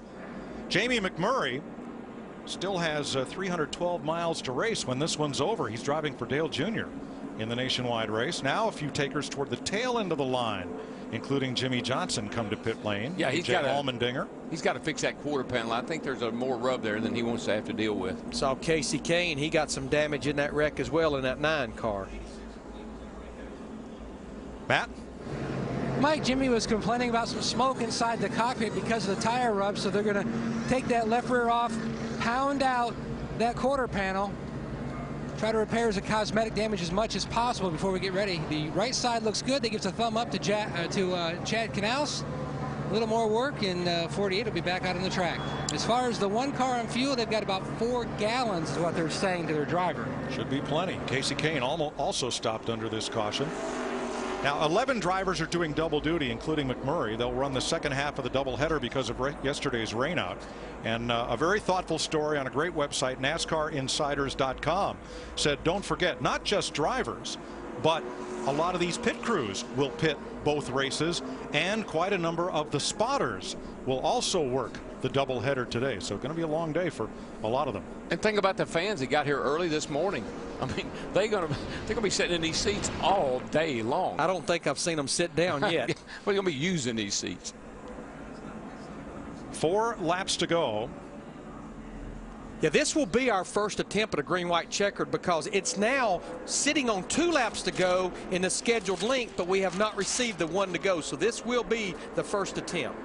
Now, it looks like McMurray is down on the apron there, Larry, just to be safe, because a lot of times when you're low on fuel, you come to take the green flag and you starve the engine a little bit while you're up on the banking. So he's just keeping the fuel supply to the engine nice and steady. Yeah, because most of our guys up there like McMurray, Stewart, Biffle, Earnhardt, Montoya, Reagan, Harvick, Rudeman, those guys have not been to pit road since they made those green flag stops way back there. Larry, why do crew chiefs never have any hair? I do not understand that. It might have something to do with the drivers we work with. Getting ready for overdrive and the first green-white checker here at Talladega. If you like Talladega, you'll love Richmond next Saturday night. We are ready to rumble in Richmond. In the nighttime, that's the right time. This is going to be fun. That's what you call short track racing.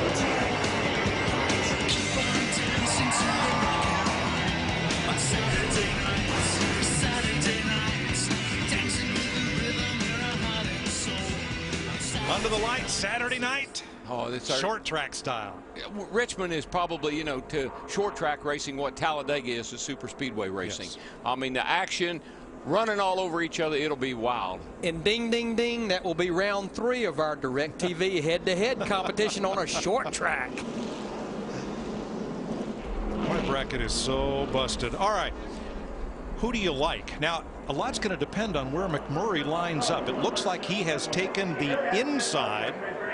And if he does, that puts Tony Stewart right in front of who? Mike, I just think it's ironic that McMurray ends up at the front of the field in these restrictor plate races when it counts. But you look at the lineup, if he'd taken the outside, he'd have Junior behind him. But by taking the inside, it leaves 2 of the sport's favorite drafting partners, Tony Stewart and Dale Jr., nose to tail. It's a catch-22 here, Mike. You don't want to give up the bottom. You have to protect the bottom. That yellow line, Darrell told Brandon this before the ARCA race, that double yellow line is your best friend, but you'd love to be in the high side to get the thing wound up. Yeah, for the momentum, but I think McMurray likes Biffle better than he would like to have Tony Stewart behind him because he knows Biffle will stay with him. Now, these guys, they need to get this race going. They've got enough fuel to get to the end, but under caution, you see them down on the flat. The fuel pickup is in the right rear corner, so at slow speed, the fuel runs away from the pickup. These guys need to get this thing going back again, green flag racing. On the inside, McMurray, Biffle, Montoya, and Harvick. On the outside, Stewart, Junior, Reagan, Rudeman. Who's going to win it? Green-white checker. Here we go. Green flag in the air. They get a little bit of an advantage. That inside does not much. You know, the other thing he may have considered, Larry, look who's the 3rd car in line. His teammate. And it is the inside line that goes. And they just slid up in front of Tony Stewart in the 14 and Junior in the 88. That's what they needed to do. Protect the bottom and then slide up through 1 and 2. I'm almost certain McMurray knew that Biffle would go wherever he went. He wasn't so sure about Junior or Tony Stewart. Drag race. Down the back straightaway. Now it's cat and mouse. Who's going to go? Who's going to go where? If the leader takes the white flag under green, the next flag will end the race. Oh, around goes Newman. Newman up into Logano. 5 cars into the wall. 7. Caution. Caution is out. The race is not complete. Not complete. Had to get to the white flag to be complete. What did we say 30 laps ago? You said, Darrell, not sure if you want to be around Ryan Newman. His luck here is not very good. And no disrespect to him as a driver. Not at all. He is just snake bit on these restrictor plate tracks. That's his 2nd car of the weekend. Keselowski, last year's winner in the 12. Elliott Sadler in the 19, who's come across on his roof here a few times. Joey Logano, last year's Rookie of the Year. And here is Marcus Ambrose climbing out. And look at Bobby Labonte's car. That's a shame. It's slayed. See if we can figure out what started this.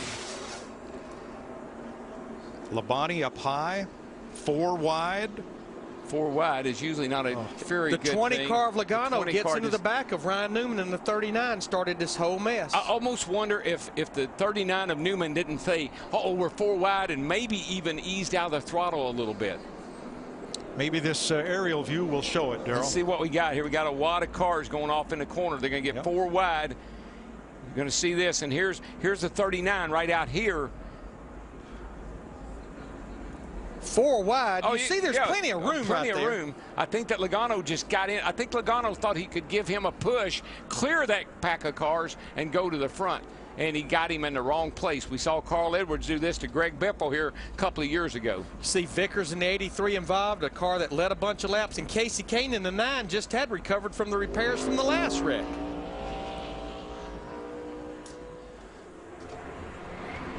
Tell you what, that's a hard lick on some of those cars. So many times, you know, we kind of slow things down so we can see what the fans at home and everybody can see what's going on. When it's real time, it's real violent. Riding with Jimmy Johnson. Front of you, spin in front of you, spin in front of you, spin in front of you, spin in front of you. Stay to the bottom, stay to the bottom. That man was lucky. Clear. All right, it's reported that all drivers are out of their cars and are okay. Let's get out of Greg Biffle's pit. Krista. Little bit of panic down here in the 16. You see Greg Irwin up on the pit box shaking his head. That's because they are very close on fuel. If NASCAR chooses while they clean up the debris to run these laps under caution, Biffle could run out. They actually have the fuel cans ready in the 16 just in case they have to come in, which would be detrimental and devastating if they have to come in for fuel. Okay, you know, I always say I can't live in the what if. I gotta deal with what I know, and the what if here would be, what if we have more than one green, white checkered?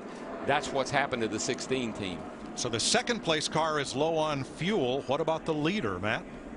And catching up with Kevin Bonomanian. Now the computer says you should be good, but going back over your numbers, are you still good? Well, Gary Putnam does a great job with the pencil and paper, and Randall does a good job with the computer. So. We're going to be close, that's for sure. You know, it just depends on how long this caution lasts. Hopefully they red flag it. Jamie said there's several cars back there and a lot of debris. So, you know, this reminds me a lot like the fall Talladega race, and we had enough gas to make it there. And, you know, we got in a wreck on the last lap. So it's been a fairly eventful Talladega race. So, you know, we'll just wait and see what happens here. I'm just proud of the whole team. We've run up front and got our sponsor Johnny Morris here, and just hopefully it'll finish out the correct way. Trying to make it back-to-back Talladega wins for Jamie McMurray and get this one car a Talladega win as well. Thanks, Matt. Let's have another look, Darrell, and take a look at Ryan Newman and Joey Logano as we work through this here, the 39 and the 20. Yeah, they come here. They come into the corner. You can see them up here high, and I guess that Logano in the 20, this orange car right here, I'm guessing he got into the back of the 39. But daggone if it didn't look like the 39 was kicking up a lot of dust and getting mighty loose before they made contact. The back of his car definitely looked yawed out before they even turned into that corner. So I'm not so sure. I wouldn't want to place any blame on Joey Logano in the 20 car right there until I saw that more and hear from the drivers. But you know, Mike, just to follow up on talking to Kevin Mannion, right now, as we are still under caution, it doesn't look like we're going to get the one to go. We've actually got 4 cars that should be very close on fuel, 4 of our top 5, which would include McMurray in the 1, Biffle in the 16, Montoya in the 42, and Kevin Harvick in the 29. But, Krista, what is Brian Patty saying about that 42 car? Yeah, we're in the 42 pit with crew chief Brian Patty. Okay, we know that Biffle is close. Your teammate, McMurray, they think they're okay. But the question is, what about you? I would say if our teammates said they think they're okay, then I'll say I'll think we're okay. Same motors, same cars, same setups. It's going to be interesting. It's crazy that it's come down to this, but you know, that's what the fans wanted. How close are you on fuel? I'm not going to disclose that information. That's what I thought. Thanks, Brian. You know why? He has no idea. That's right. I would like to tell you, but I don't know. You know, when you get stopped for speeding and the cop says, how fast were you going? Gosh, I'm just not sure. Well, here's one reason it's so hard to figure fuel mileage, Mike. You have all these programs to figure it. All these guys were on pit road about 146 to lap 147. When you're in the draft, you're getting better fuel mileage. These cautions, it's kind of a 2-to-1 ratio, 2 caution laps to 1 green flag ratio. You don't know how much fuel you were using when your car was in the draft. Probably the biggest problem, Larry, is the element of surprise here. I don't think anybody expected to go 2 green-white checkers, so you didn't tell your driver to save fuel. You probably told him, get on up there and get the job done. They didn't watch my opening earlier in the day when I said I had thought we had a chance of going 3 green-white checkers. Robbie Gordon gets the free pass. And we'll be back on the lead lap. And we saw Logano's car being pushed to the garage.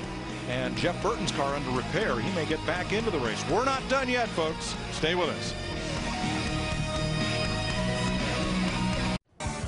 We are past the 188 lap scheduled distance at Talladega. We're going into our second gear of overdrive here. And Dick Berggren is with Ryan Newman.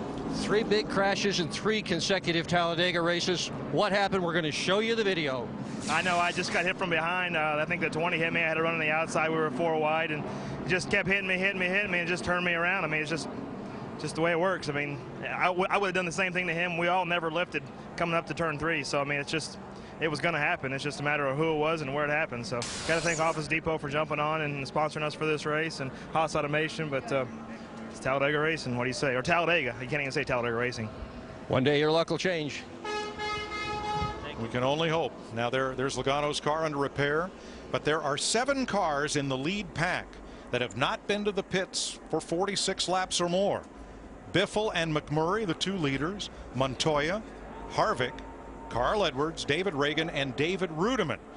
These are the drivers. Here is the lead as they go, and you can see that Tony Stewart's okay. Dale Jr., Denny Hamlin, Martin Truex, and Kyle Busch should have enough fuel. And what you've got to watch here on this restart, I talked about the fuel pickup being in the right rear of the fuel cell, that the fuel has not run away, and these things hesitate when they go to get up to speed. Yeah, because the guy behind you, he's not going to hesitate. No, sir. It'll be wide open. So this is sort of like that nightmare that these crew chiefs have to live every week now with the 3 attempts at a green-white checker. Do I have enough for 3 of those? I like the strategy as I heard it discussed this week. The crew chief has to plan for 3 restarts. The driver has to plan like the next one is the only one. Let's make sure we explain the green-white checkered procedure. Once the leader takes the white flag, no matter what, we then have a race. We have a race in the books. Right. As long as the leader takes the white flag under the green flag, the next flag, checkers or wreckers, ends the race. And the field would be frozen at that point, and video used to determine the order to finish if they don't make it around to the checkered flag before the caution waves. And the record book will show that you ran out of fuel. It won't show. It won't necessarily show why. Pace car is in. Jamie Mack with his teammate Montoya right behind him, and then Harvick and Hamlin, and on the outside Biffle, Stewart, Dale Jr., and Truex. That's a strong outside line there, or inside line if they got enough fuel. Green flag.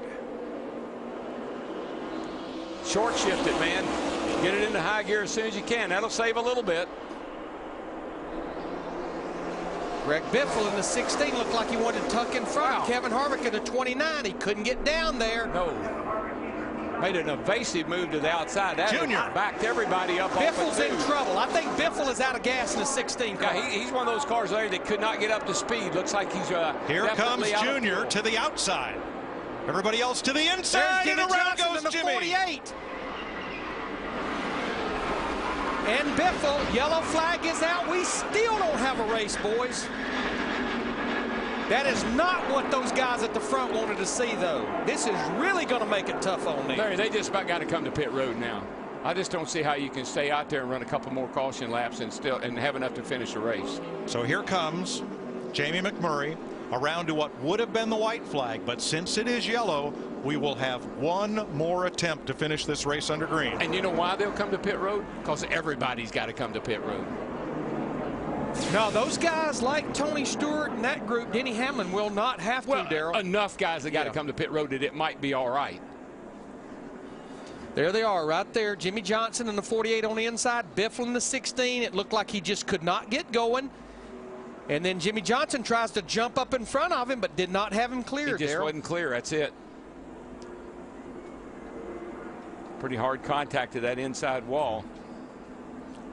Yeah, Biffle was in trouble from the get-go. He just couldn't get up to speed. All right, the free pass will be Jeff Gordon. There's a free pass car on every caution flag all the way to the finish. Here's another look. Yeah, I mean, Biffle really and truly never moved there. If anything, Biffle may have moved up a little bit.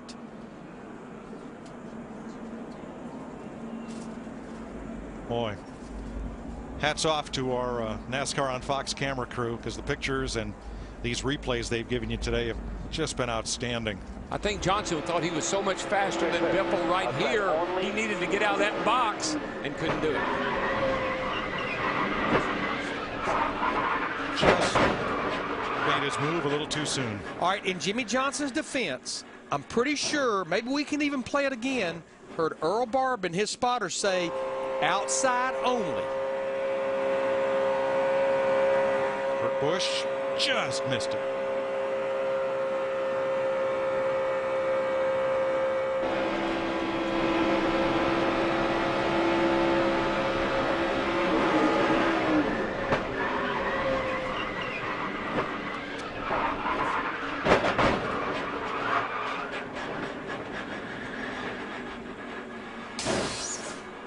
Wow. And Jimmy Johnson, who came in here as the point leader, will go off on the hook. And according to the positions of the moment, he would retain the point lead by 64 over Kevin Harvick. Greg Biffle might slip to third depending on how many positions he can regain when we restart. Well, our little group at the front, they look like they're going to wait it out. I think I'd have had to come. If I had any doubt, the way things are going, not so sure I wouldn't have come. Still 24. It'll be 25 lead lap cars with Jeff Gordon added. He is the free pass car. And now 6 with Biffle pitting. There are 6 drivers at risk of running out of fuel.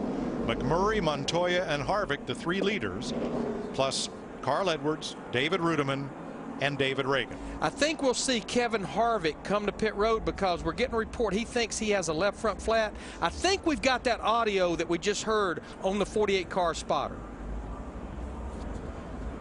I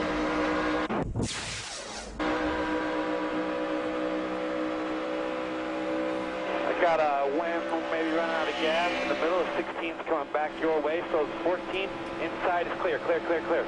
Outside only, outside only. Darrell, my lingo, outside only means the outside is the only line that's clear. Yeah, well, I heard him say inside. You know, he's inside clear. I'm not sure about that outside only comment. I'm not sure where that came from. Here's a look from overhead, and clear. You know, the outside was not quite clear. Jimmy was trying to move to the outside to clear the car directly in front of him, and Greg Biffle was there. Now, Larry, we know the spotters are over here on top of the grandstand. There are also spotters on the back straightaway. A lot of teams elect not to use that spotter because they're scared they'll talk across each other. That was Earl Barbin, who's the primary spotter that's on top of the main grandstands talking to the 48 car. On the back straightaway, you can see the black marks. That's where it happened, midway down the backstretch. Now, so far, we have had 4 green-white checkers in 2010. 2 attempts at Daytona and Atlanta, 1 attempt each at Martinsville and Phoenix. This will be the first time since the new rule was instituted that we will have 3 tries at green-white checker. What many people were talking about coming into Talladega, they thought might happen, has come to pass. That man leading the race at Daytona never led a lap in the 500-mile segment of the race. He led in the overtime segment of the race. Here he is again today, hoping he's got enough fuel. Kevin Harvick, the 29 car, he's going to ride this thing out. He elected not to come to pit road thinking maybe he's got a left front tire in trouble. They're thinking maybe if we could just make 1 lap. 2.66 miles. We could just go around here 1 time. The first 3 cars, McMurray, Montoya, and Harvick, by now, Larry, have got to be on fumes. Oh, they've got to be. You know, the only question would be how much fuel they've been conserving under caution. Here's some audio from Montoya's team. We're not pitting. I'll run the son of a gun out of gas. I'm with you. Don't worry about that. Just keep doing the on-offs, okay? Best you can. This will be quicker. Juan Montoya has won on the road course in NASCAR. Brian Patty is crew chief. I like the way he is a gambler. He will go for it. Montoya has not won on an oval track in NASCAR. This would be a huge victory for the Colombian. He's won the Indy 500. He's won the Grand Prix of Monaco. This would rank right up there. If I remember correctly, it was fuel mileage that won him that race at Sonoma. And you know, guys in the top 5 that we think are in good shape, we talked about him a lot, is Denny Hamlin, that 11 car, but another car stayed at the back of the pack, out of trouble. Martin Truex Jr. in that 56 Napa car. We're riding with him right here, sitting in 5th. We know he's in good shape as far as fuel. Had a good top, 6th. I think he finished at Daytona in the Daytona 500, and here he is. So here's the situation. The green flag will restart the race. The next flag ends it. This is the 3rd and final attempt at a green-white checker. This time, Montoya has Harvick, one of the best closers in the business on a super speedway, on his back bumper. Montoya has Hamlin pushing. Here we go for the final time. Looks like you're going to have teammates side by side going through turn 1 and 2. Harvick in the 29 pushing McMurray. 42 getting a push by Denny Hamlin in the outside, side by side. It's whichever line back here where you see the 56 coming. If he goes with the 29, that will push them ahead of the 42 Montoya and the 11, but he's got to get there, and he's not getting there. And Dale Jr. did not keep pace with Martin Truex. He's fallen back a bit. He will not be among those who will settle this for the win. Boy, this is a roadblock now, even when you get there. Where are you going to go? Look at the run. Truex is getting in the 56 with the push from Kyle Busch in the 18. White flag this time. Can Montoya and Hamlin do the 2x2 tango, or will Harvick shove McMurray to victory lane? White flag in the wind. 1 lap to go. ECR engines at the front of the field working together and looking good. The big question, both those guys, they have to be on fumes as far as fuel, the 1 and the 29. I don't like that. There's a little bit nervous getting a big lead out here. You got to be careful, but with these guys 2 by 2 behind them, it might work. Staying to the inside, the 2 leaders have no drafting help, but they are scooting away from the pack. 3 corners to go. Now Harvick, he'll keep pushing him, and he'll get over here to the tri-oval, try to make the slingshot on him. As soon as he knows that he doesn't have to worry about that 3rd place car of Montoya, he probably will try to make the move, although I don't know if it'll do him any good or not. Last chance through the tri-oval. Here he comes. Here they come. Harvick! It's Harvick! He got him! He timed it perfect! He got him! Mister, where did he come from? Wins Talladega. He got him. He timed it picture perfect. Oh, boy. And McMurray opened that bottom just enough. I think McMurray thought, I got it made because Harvick's not going to do anything. He can't afford to. Holy cow, look at Delana. She can't believe it. Awesome job, guys. Awesome job. I mean, that played out to the T. To the pass on the last lap. Yeah, baby. You wanted to be. You see what happened? He got him wiggling a little bit, Larry. Through the trial. Got him a little bit loose, and that's what won the race for him. When he went across the back of his bumper, got him a little loose, opened the door. I don't know who it was, Darrell, but on Friday I saw him do that to someone in practice. Wiggle him up a little, move underneath, and make the pass. Harvick on Friday was practicing his race-winning move. You see right and there. it pays off right here. Yeah, you see right there, Mike, he had the 1 car of McMurray sideways. And how fitting, Shell Pennzoil was on that car when he won the Daytona 500 a little over 3 years ago. The announcement made this week that they will be leaving that team at the end of 2010. Kevin Harvick, his wife Delana, in disbelief as Harvick snaps a 115 race winless streak that goes back to that Daytona 500 win in 2007. And guess where he starts in just a little while in the next event? On the pole. The man's in the top 5 in all top 3 series in points. We'll be back to Talladega. Can you believe it? Go back.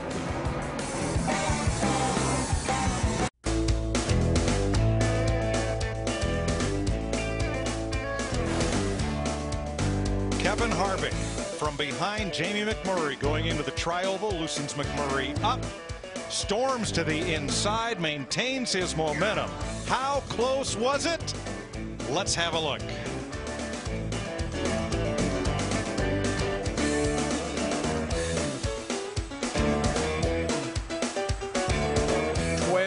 One-thousandths of a second. I believe I had to whack him one time, see if I could slow him down coming to the line. Chris Devota's in victory lane with Kevin Harvick.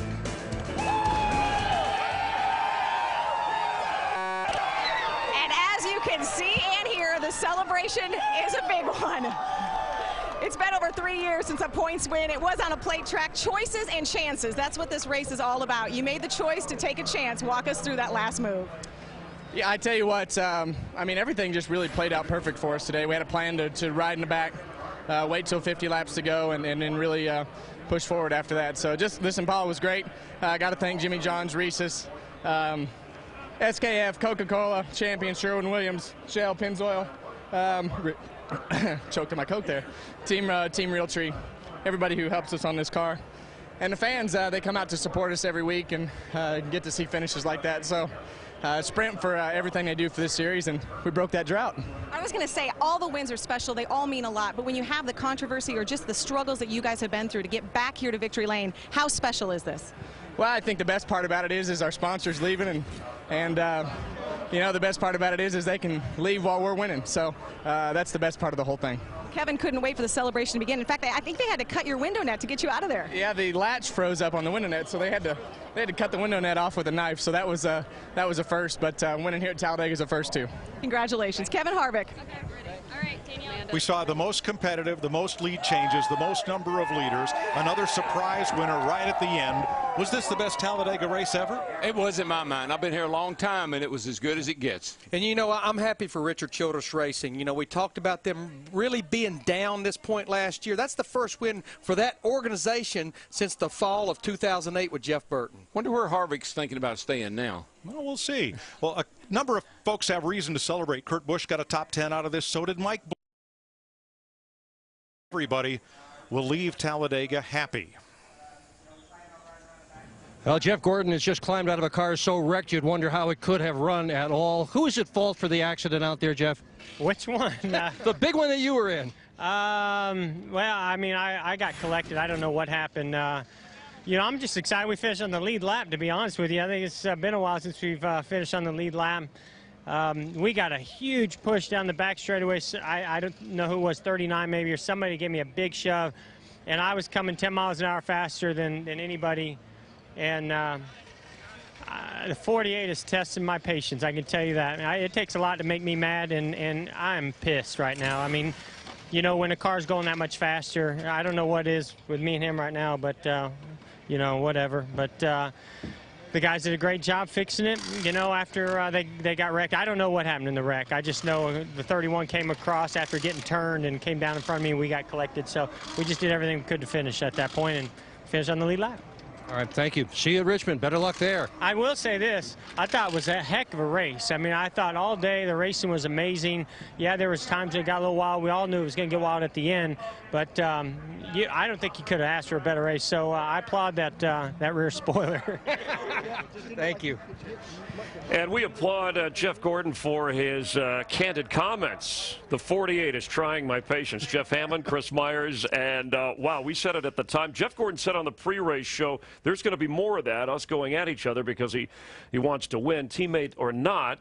Obviously, let's take a look, and you tell me why Jeff Gordon was so upset at Jimmy John. Because, again, he said he had a good head of steam. You see the 48 come all the way from the middle lane right in front of the 31 and pushes the 24. I mean, he had to go below the line to keep him running into him. What does it do? It puts Jeff out of position. He's trying to get back up in line, and everybody behind him, I mean, just kind of like it triggered the whole mess. I mean, the 48 created this. Yeah, that happened with 7 laps to go. But let's get back to Kevin Harvick and a historic day in NASCAR, not just for Talladega. And the future may be up in the air for Kevin Harvick, but certainly Richard Childress Racing, where he hopes to say Richard Childress, last win for him at Talladega was 2000 Dale Earnhardt, the late great, his last win. I know. The thing is right now, the word amazing keeps coming back here because of the fact that, you know, this is what Kevin Harvick and Richard Childress needed to have to help maybe keep these two guys together and show a new sponsor we can win. We gave a good run here today, an excellent opportunity for anybody to kind of like get hooked up with RCR, so a great day for them. 8th closest finish in the history of NASCAR since electronic scoring. It was 12/100ths of a second. Harvick edging out Jamie McMurray, and Jamie is with Matt Yoker. And a wild finish at Talladega. First, walk us through that final half lap and your move and his move. Well, you really only get one direction to go. I thought that I was low enough that he couldn't get underneath me, so I was more guarding the outside. And when he, swerved his car to the left, it pulled my car around. And as soon as I realized he got underneath me, I was more concerned with just side drafting him to the start-finish line. But I wish they could have crashed on the last lap when I got the white flag this time. I was thinking, surely they'll do it again. But it's a good day for our Bass Pro Shops Chevy. I got Johnny Morris here from Bass Pro Shops and his son, and they're taking me turkey hunting in Missouri tomorrow. So this will be a great race to talk about all day tomorrow. Now, what was Felix all cranked up about? Well, I think he thinks the 29 went below the line, and I don't really have a comment because I didn't see anything. I was more concerned with side drift in the 29 than where we were on the racetrack. So, you live for those moments. I'll tell you. You coming off of Turn 4 at Daytona, trying to get to the start-finish line, and then same thing here. I mean, that's what every kid dreams of getting to do. All right, congratulations on a great day. Thanks. All right, thank you very much, Jeff. Let's take a look as we just watched. What about the Felix Sabates accusation about the yellow line? I don't think it's going to hold water this time. I really don't. I think Kevin got position on him. Excuse me, and as he was moving up, I mean, he got pushed down just a little bit. You're not allowed to go, but he's already ahead of the leader. He can go where he needs to go, and if he come to the start finish line, he's not below the yellow line. He's on top of it, but clearly it was his choice. He had already advanced his position. He was leader of the race at that time, so I don't think NASCAR is going to have a problem with this. And totally different than Reagan Smith 2 years ago with Tony Stewart, when Tony was awarded the victory, had the yellow line incident. So Dale Earnhardt, the late great, remains the only driver 20 years ago to win 3 straight restrictor plate races. That's what Jamie McMurray was trying to do. Let's check in now with Dick Berggren. Dick? Well, Dale Jr. has just climbed out of his car. You had quite a day out there. Yeah, it was the National Guard MP Energy Chevrolet. Ran pretty good, but when it counted at the end, we just kind of didn't make the right moves. That bottom line didn't go very good, and on that last restart cost us a few more spots, but I'm pretty happy to come out of here in one piece. All them green-white checkers, there's a lot of cars getting tore up, and it was a pretty fun day. And I'm happy with the car and how well we ran. And the pit stops were great. I got one really good pit entrance that was a lot of fun under green, and gained a lot of spots there. But otherwise, we're just trying to hope to get some luck, get in the right lane, get in the lane that's going to go at the end, and we just didn't. And I take full responsibility for that. But cars in one piece, we can take it home and get it ready for the next one. Dale Earnhardt Jr. gave his fans plenty to cheer about today. Well done. And he is currently 8th in points. So Jimmy Johnson, who wrecked, did not finish. He had the biggest points lead of the year coming in. Look what that win did for Kevin Harvick, springing him up to 2nd as Kenseth and Biffle slide back. Yeah, he really closed the gap right there. Bad day for Jimmy Johnson. Turned out to be a great day for Kevin Harvick. Got him closed back up here, as well as you see guys like Greg Biffle. They were able to move up a little bit. Carl Edwards, Tony Stewart, and Juan Pablo Montoya trying to gain, and he does gain some, trying to get closer to get inside that 12 spot in the chase. And that's the thing is right now they've got to keep gaining as we get closer and closer to basically the halfway point of the year as far as July 4th is concerned. Big effort for this team needs to be made. Coming up on Fox tonight, The Simpsons, followed by The Cleveland Show, Family Guy, and American Dad. You'll laugh out loud, a little animation domination, and a doubleheader next Saturday. We hope you tune in on Fox. Major League Baseball in the afternoon and under the lights in Richmond. Remember the Joe Gibbs Racing team sweeping the Cup Series last year, so we'll look for Kyle Busch and Logano. Denny Hamlin, who also hung in there today with a 4th place finish, coming off a big win coming in to this race. And fans, if you want more post-race coverage, our entire Fox team will continue our post-race show next on Speed. We thank you for watching NASCAR on Fox. This was a record-setting day, and glad you were a part of it. First ever triple overtime, 3 green-white checkers before Kevin Harvick edges out Jamie McMurray by 12/100ths of a second. And for, yes, happy Harvick, his first win since the 2007 Daytona 500, his first win in 116 races. We had a record for not just Talladega, for all of racing. 29 leaders, 88 lead changes, and drama at every turn. Not necessarily the big one when it came to a wreck, but the big finish and a historic day. We thank you for watching and congratulate all the drivers, including Kevin Harvick. I'm Chris Myers for our entire gang. Thanks for watching NASCAR on Fox. This copyrighted telecast may not be reproduced, retransmitted, or used in any form without the authorized written consent of NASCAR Broadcasting. NASCAR would like to thank all of our loyal fans for your continued support, and we hope you enjoyed today's broadcast.